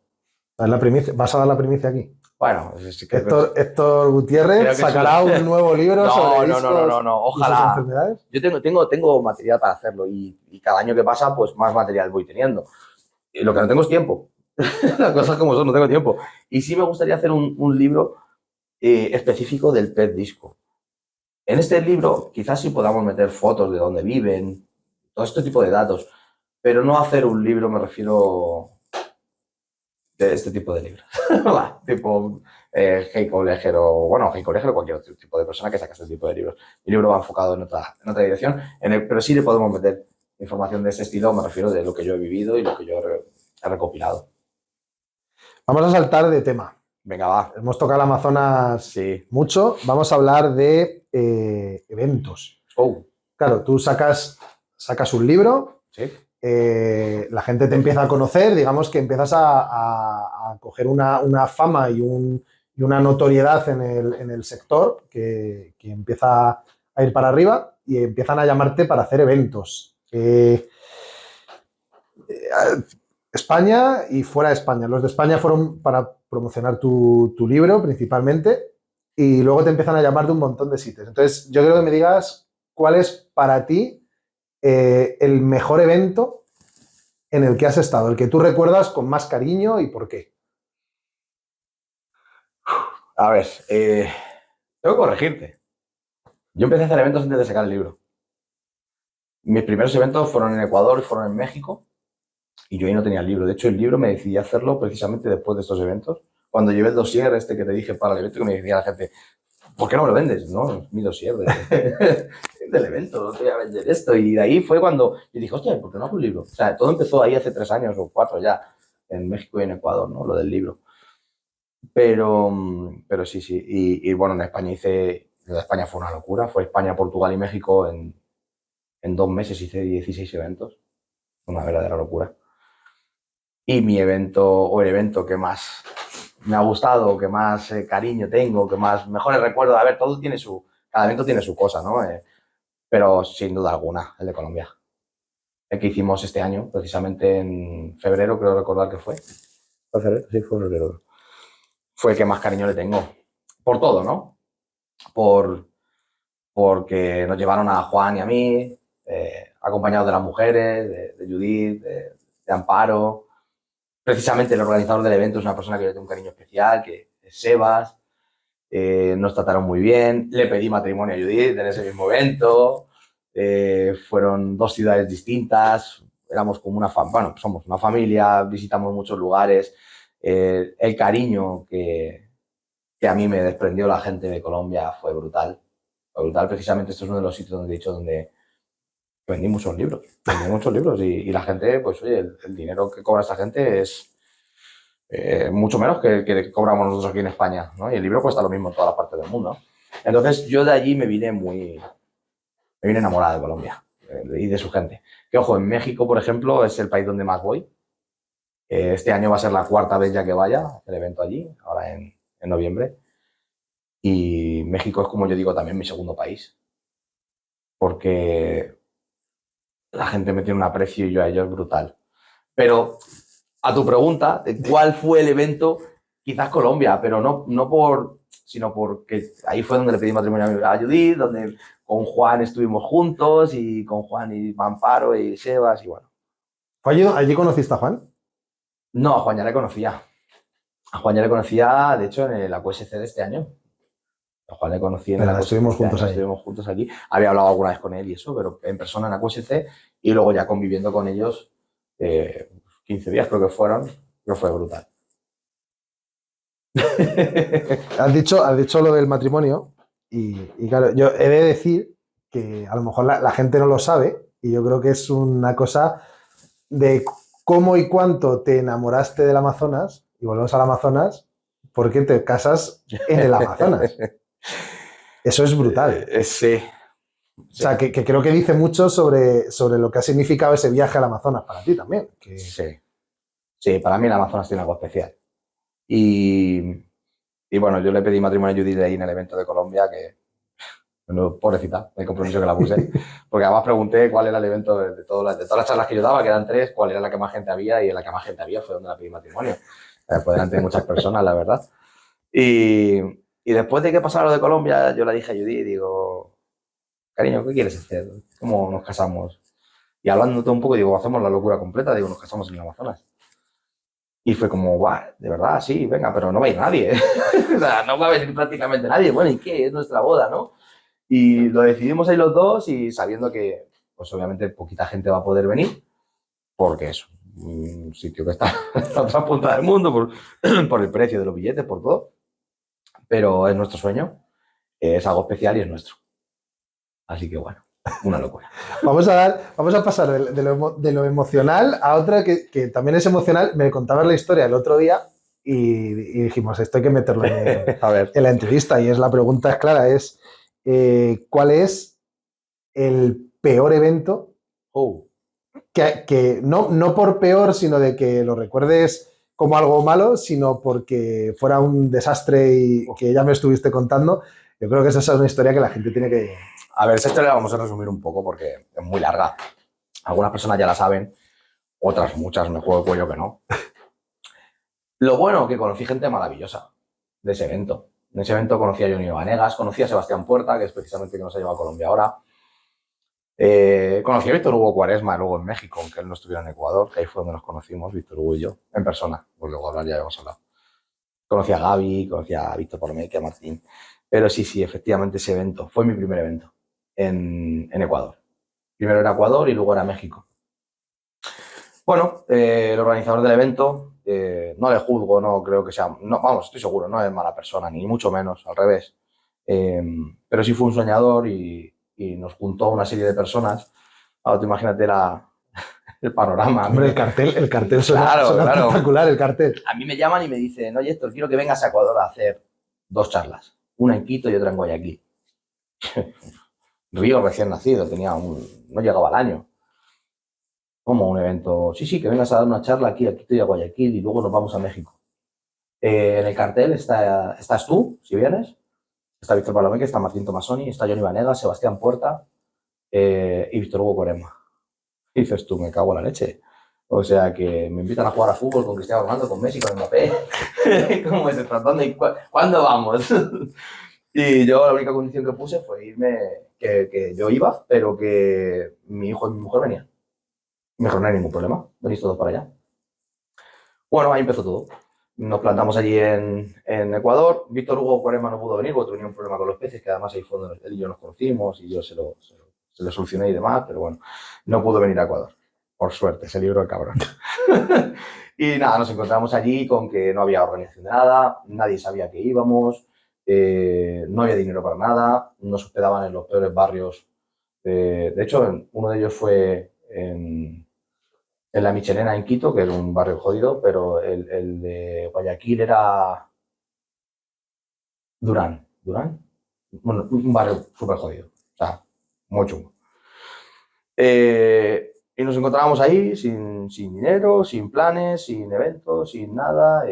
Yo con Río, con Judith, donde los taxistas me decían, ten cuidado con tu hijo, que aquí los taxistas te secuestran al niño y a vosotros os hacen pedacitos. Fue muy duro, la verdad. Lo bueno, pues eso, que hicimos una familia, conocí a Gaby, de ahí empezó todo con Gaby, con mi amigo Gaby argentino. Creo que diste la charla más multitudinaria. Sí, ahí que ha visto nadie, ¿no?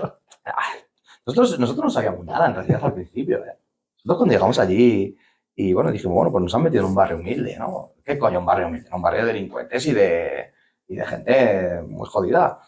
Pero nos dábamos cuenta. Y nos empezamos a dar cuenta cuando ya el primer evento allí en Guayaquil, a Martín Tomasoni, me acuerdo que fue el primero, vino a verle un niño con su madre. Yo dije, ¿qué cojones? O sea, se trae un tío de Argentina que cuesta una pasta traerle y solo hay un niño con su madre. Cuando yo di la charla había como 6, 7 personas. Yo digo, pero gastan una pasta en traerme a mí para solo 6, 7 personas. Ahí ya te empezamos a mosquear, ¿no? Todo. Bueno, ahí nos empezamos a dar cuenta. Los chicos del Aquascaping, Sebas y Johnny, que montaban unas urnas allí, hacían un montaje en directo, no tenían urnas. dices tú, ¿qué está pasando, no? ¿Dónde nos hemos metido? Ya, bueno, luego todo fue evolucionando, fue saliendo todo y al final, bueno, pues nuestro objetivo era llegar a México. Al final conseguimos llegar, por suerte, pero después de pasar muchas penas y muchas historias. Es que muy, muy largo, de verdad te lo digo, pero nos pasó de todo, tío. Sufrimos hasta un terremoto y todo. En la segunda ciudad, en Quito, nos hospedaron en un hotel de prostitutas, con espejos en los techos y las paredes rojas y militares entrando con prostitutas. Imagínate el panorama, yo con Río y con Judith, ahí. Menos mal que ya estábamos todos juntos, porque hubo un momento que nos separamos y todo, es que fue un caos. Y sufrimos un terremoto, tío. Yo estaba durmiendo, estaba Río, Judith y yo durmiendo, y yo digo, Judith, ¿qué haces moviendo los armarios? Y de repente las lámparas, todo, ¿no? Un terremoto. Es consciente de que da para otro libro. ¿Eh? Da para otro libro. Buah, ese viaje da para una trilogía, tío. Y si nos juntamos Johnny, Seba, Gaby, todos los que íbamos allí y empezamos a hablar, cada vez que nos juntamos y hablamos de esto, nos reímos, pero en su día lo pasamos mal. Fue complicado. Bueno, el siguiente saltito, te voy a decir una fecha, a ver si te suena de algo la fecha. Yo creo que no te va a sonar, Yo para la fecha pero ahora te digo yo si no... Venga, va. He tenido que buscar, ¿eh? 27 de junio de 2021. Nuestra primera entrevista. Casi. ¿No? Es el primer día que tú y yo hablamos, tío. ¡Ah, hostias! Casi lo trincas, casi lo trincas. Es que por fechas, digo, seguro que fue cuando hicimos el directo tú y yo. Pues fue un poquito después, pero me he puesto a buscar hoy en nuestras conversaciones y he tenido que irme a Instagram. Ostras, tú. Y fue la primera vez que hablamos a raíz de un vídeo, que te dejé un comentario en un vídeo y me escribiste para darme las gracias por el comentario. Y ahí forjamos el primer directo. Qué bueno. Hoy, pues 3 años y poco después, estamos aquí sentados. Y bueno, tenemos a Antonio ahí detrás de las cámaras, a nuestro querido Paluqui. Y bueno, pues por contar también un poco otro proyecto que este es común, pero que poder contarle a la gente un poco el proyecto que hemos iniciado Antonio, tú y yo, de la mano de Sera, y bueno, que la gente sepa que cosas que van a ir ocurriendo poco a poco en los próximos meses, ¿no? Está guapo la que hemos liado, ¿eh? Yo por eso quiero contarla. Sí. Yo creo que es importante y el espíritu que tiene y no sé, me parecía guay tratarlo hoy, no sé. El mensaje final, el objetivo final y la ilusión que tenemos los tres, yo creo, ¿no? Que es algo que hay que contar, claro que sí. Bueno, la verdad que fue una locura nuestra, ¿no? Empezamos un día los tres ahí hablando y tal, y ¿por qué no hacemos? Y venga, va. Y queremos hacer algo distinto, algo que al final junte a la gente de la acuariofilia, sobre todo aquí en la zona centro de la península, aunque bueno, no se descarta viajes por la periferia. Alrededores de Madrid, los alrededores de Madrid. No vamos a desvelar tampoco mucho. Pero sí, es una locura que mola mucho el poder juntar gente de la acuariofilia. 3 personas, 3 amigos que tenemos muchas ganas, mucha ilusión y hacer cosas chulas y distintas, ¿no? Un formato distinto al que no se ha hecho hasta ahora, que es simplemente reunirnos a hablar de acuariofilia y ayudarnos unos a otros y hablar desde lo más básico hasta si hay algo más específico que podamos solucionar o por lo menos dialogar con la gente, pues también atenderlo, ¿no?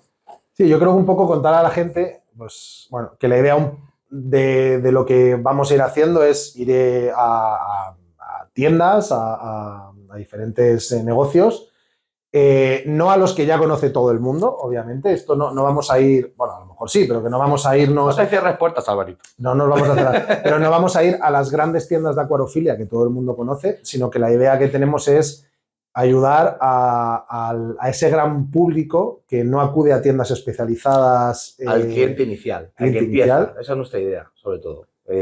Ayudar a la gente que empieza, que más lo necesita en realidad. Y que a lo mejor incluso no nos conoce en redes sociales, ni mucho menos, simplemente que va a esa tienda y ve el cartel y dice, anda, pues mira, pues voy a venir a ver qué podemos hablar y demás. Y la idea es ayudar a esa gente, ¿no? Que obviamente se puede hablar de todo. Y montamos acuarios. El otro día batiste récord, montaste 3 acuarios ¿en cuánto, Antonio?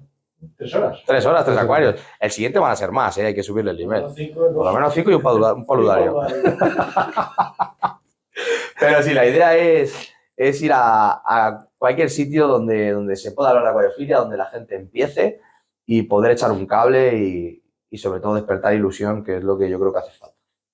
Quiero decir que no vamos a retransmitirlo en YouTube, o sea, No. haremos imágenes, se las traeremos a los suscriptores, pero la idea es que el que quiera disfrutar de ello Que vaya a los sitios y que sean eventos para las personas que están allí, que a veces se pierde, ¿no? Cuando hay cámaras de por medio se pierde un poco esa idea. La idea es que la gente lo disfrute y que vaya, ¿no? Que luego Antoñito haga 250 millones de reels, seguramente también pase. Tenemos al dios de los reels. Tenemos al dios de los reels. Está nuestro equipo. No le hemos puesto nombre al team todavía. Es verdad. Bueno, podéis dejar comentarios por aquí abajo en el vídeo. ¿Cómo llamar al team? Habíamos pensado en llamarnos el hermano guapo, el hermano feo y el hermano vago, pero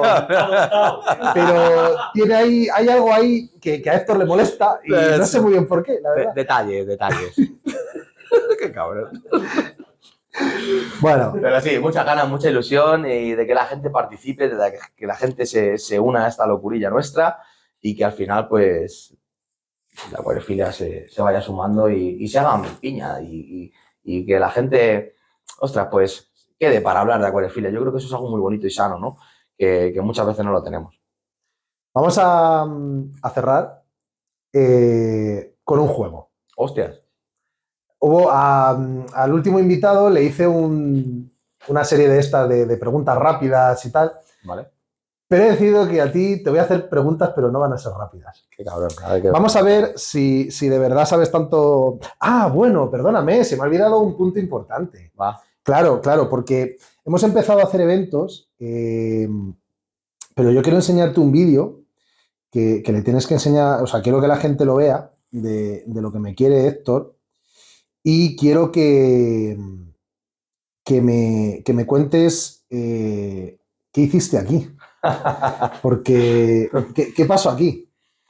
Pues ahí no se pueden decir muchos tacos aquí, ¿no? No es conveniente. No pasa nada. No pasa nada. Bueno, pues un cabronazo llamado Alvarito me dijo que iba a montar un biotopo de unos peces que se llaman Ischifia punctata. Ischifia multipunctata. Ischifia multipunctata.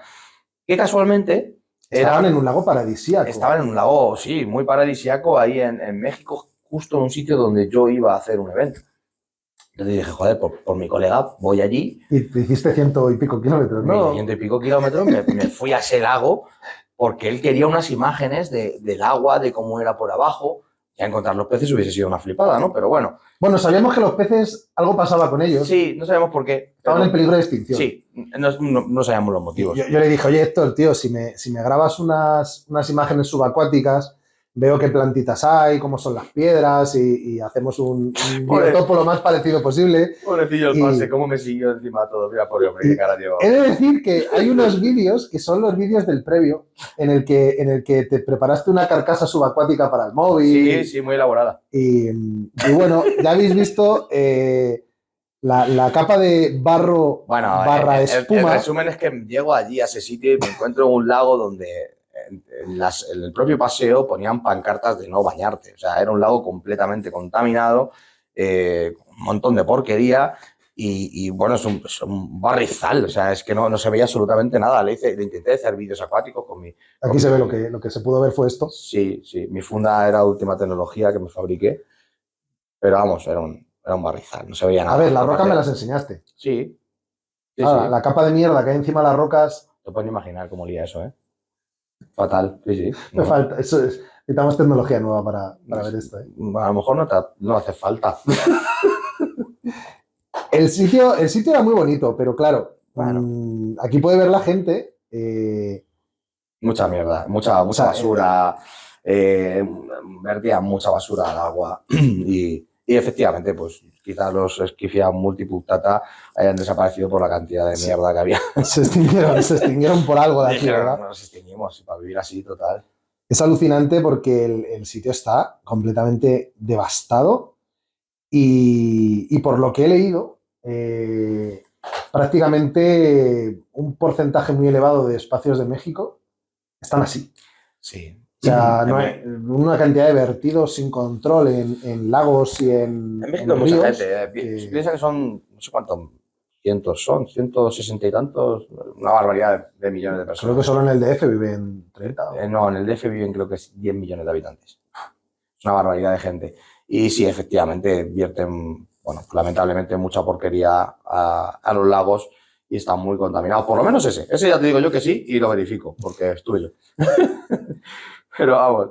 Yo recuerdo ir viendo tus vídeos, Sí. uno a uno, según ibas llegando, y me mandaste esta fantástica foto del lago de Chapala. Lago Chapala. Y dije, "Uf, qué pasada", digo, voy a tener un pedazo de vídeo para explicarle a la gente lo que voy a hacer, esto es la leche, voy a contar qué mandaba al doc. Y bueno, al final lo mandó al azar. La intención estaba bien, lo que no fueron bien fueron los resultados, ¿no? Pero bueno, una aventurilla más. Fue muy gracioso. Esta tenía que contarla para que la gente sepa Qué cabrón la que me lo que Héctor hizo por mí. Lo que se hace por amor, ¿eh? Por su hermano guapo hizo una cosa alucinante. Pero ahora te voy a hacer el juego. Vamos a hacer un juego, Héctor. Vamos a ver si sabes tanto como dices que sabes. Yo no sé nada. Esta imagen es tuya. Sí. ¿Qué es esto? Un digenio. ¿Seguro? Segurísimo. ¿Seguro? Ahora te las vas a saber todas. Hombre, si son mías, seguro. Es un digeneo. ¿Cómo lo sabes? ¿Por qué es un digeneo? Por la morfología.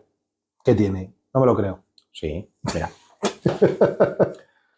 Mira, es un trematodo y tiene aquí, esa, digamos que es la boca, y luego tiene aquí otra, ¿no ves? Tiene dos bocas, ¿no? Por decirlo de alguna manera. Este está en fase de metacercaria, no, es el mismo digeneo. Faustilidae se llama, creo que lo busqué el nombre. A ver, si le das más para abajo. Según tú, son... Bueno, misosporidios. ¿Misosporidios? No, los misosporidios es lo que le rodea. Es lo que le rodea. En este caso tiene dos ventosas, digamos, una principal y una ventral, o sea, una en el medio del cuerpo. Es un digeneo. Y estos, los misosporidios, son estos de aquí, que son otro tipo son de los circulitos que están alrededor, ¿no? Otro tipo de parásitos, sí. Completamente. Venga, va, si las va a acertar todas el tío. Si son mías, seguro.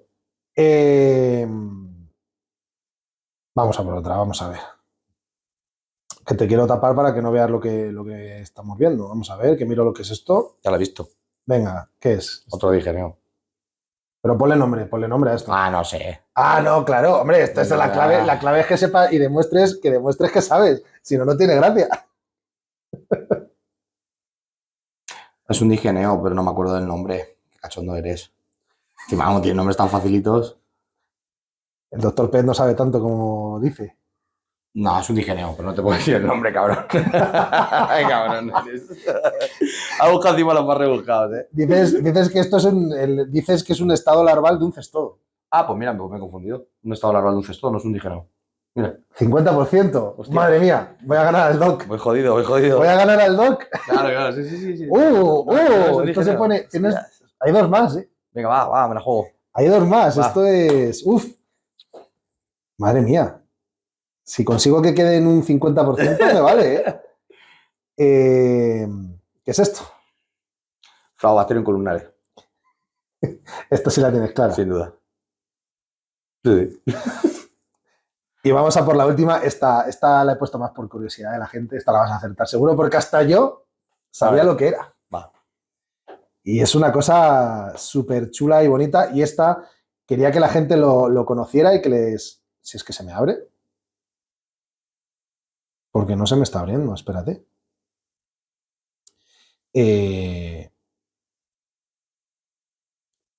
¿Ahora? Aquí está.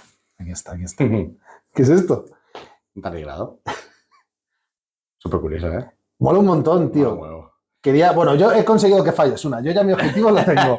Y ahora lo que quiero es que le cuentes. Súper jodida porque era la fase larval de un cestodo y no era un cestodo como tal adulto. Que me lo has puesto tú difícil a mí porque en todos los vídeos pones lo que es sobreimpresionado en el vídeo y he buscado los que no lo tenían, claro. Qué cabrón. ¿Qué es esto, tío? Es un tardigrado, tío. Es un osito de agua. Correcto. ¿Y esto qué es? Esto no es un patógeno, ni una enfermedad, ni nada por el estilo. ¿Sabes de dónde cogí esto? Con mi hijo, de los musgos de los árboles, tío. Yo a veces me voy con mi hijo y y cojo muestras de agua de una laguna, de un charco de agua que no tiene movimiento, de las cortezas de los árboles. A mí me mola el mundo microscópico, o sea, el mundo microscópico en general. Los patógenos de los peces me encantan, pero a mí me mola el mundo microscópico. O sea, yo miro muchas cosas aparte de... Esto, si la gente no lo sabe, dicen que es el ser vivo más resistente que... Bueno, entiendo aparte de las bacterias y todas estas cosas, Sí. pero lo más resistente que hay a nivel de animales. Que sea multicelular seguramente sí. De hecho, la NASA hace pruebas con ellos y se los lleva al espacio y hacen un montón de historias. Sí, eso lo he leído yo también. Es súper resistente y es súper curioso. Mola un huevo. Es Bueno, una pasada. Yo quería enseñarlo, he conseguido... El doc ha fallado. He fallado. Ha fallado una. Yo ya con eso me doy por satisfecho. Me doy por satisfecho. Ya podemos pedir unas pizzas para cenar y yo ya me he quedado. Más que a pillar entre esto y cuánto cobro en Sera, tío, ya ahí ha sido la muerte, ¿eh? Pues Héctor, nada, aquí dejamos la entrevista. Yo espero que de verdad que os haya gustado. A mí me ha parecido maravilloso. Quería que conocierais a Héctor y no tanto al Dr. Pet, sino a Héctor, al que está detrás de ese personaje. Sí. Y nada, no sé si quieres decir tú algo o... Pues nada, no sé si darte las gracias o decir que es un poco cabrón, las dos cosas a la vez. Nada, muchas gracias, la verdad me siento muy a gusto contigo, tío. Es la primera entrevista que me hacen a mí, personalmente, a Héctor Gutiérrez. Por eso he estado incluso hasta nervioso al principio y bueno, luego ya no, pero muy a gusto. Y nada, darte las gracias, tío. Es un placer, como siempre. Pues nada, habrá más invitados. No sé cómo irán surgiendo los podcasts, pero bueno, el poder del agua sigue. Han sido 3 meses entre un episodio y otro. Creo que has estado más que a la altura del anterior invitado. O sea, esto solo puede ir para arriba y vamos, va a seguir. Y nada, muchas gracias por estar por aquí. Y nos vemos. Más que en la sopa. Sí, la verdad es que nos vamos a ver mucho. ¿Qué te voy a decir? Espero que la gente le dé muchísimo al like. Ya fuera de bromas, creo que se lo ha ganado. Él, sobre todo, no es para mí, son para él. Y que, bueno, podáis hacerle preguntas, cosas que queráis saber de Héctor. Bueno, no sé, si dejáis muchas, pues a lo mejor habrá que hacerle otra entrevista, la siguiente en la playa con una cerveza. Bueno, eso sí, ahí me ha ganado. Te iba a decir, no te pases, pero sí. Ponemos solo una cámara con la luz del sol ahí. A lo mejor en otro lado, ya veremos. Bueno, ya veremos. No lo he desvelado, así que... por eso no he dicho nada. No, ya veremos, ¿no? Estoy haciendo hype de momento como buen influencer. Bueno, chicos, chicas, un placer haber estado hoy con vosotros. Muchas gracias por ver el vídeo y nos vemos en uno nuevo, pues muy pronto, la semana que viene. Hasta luego.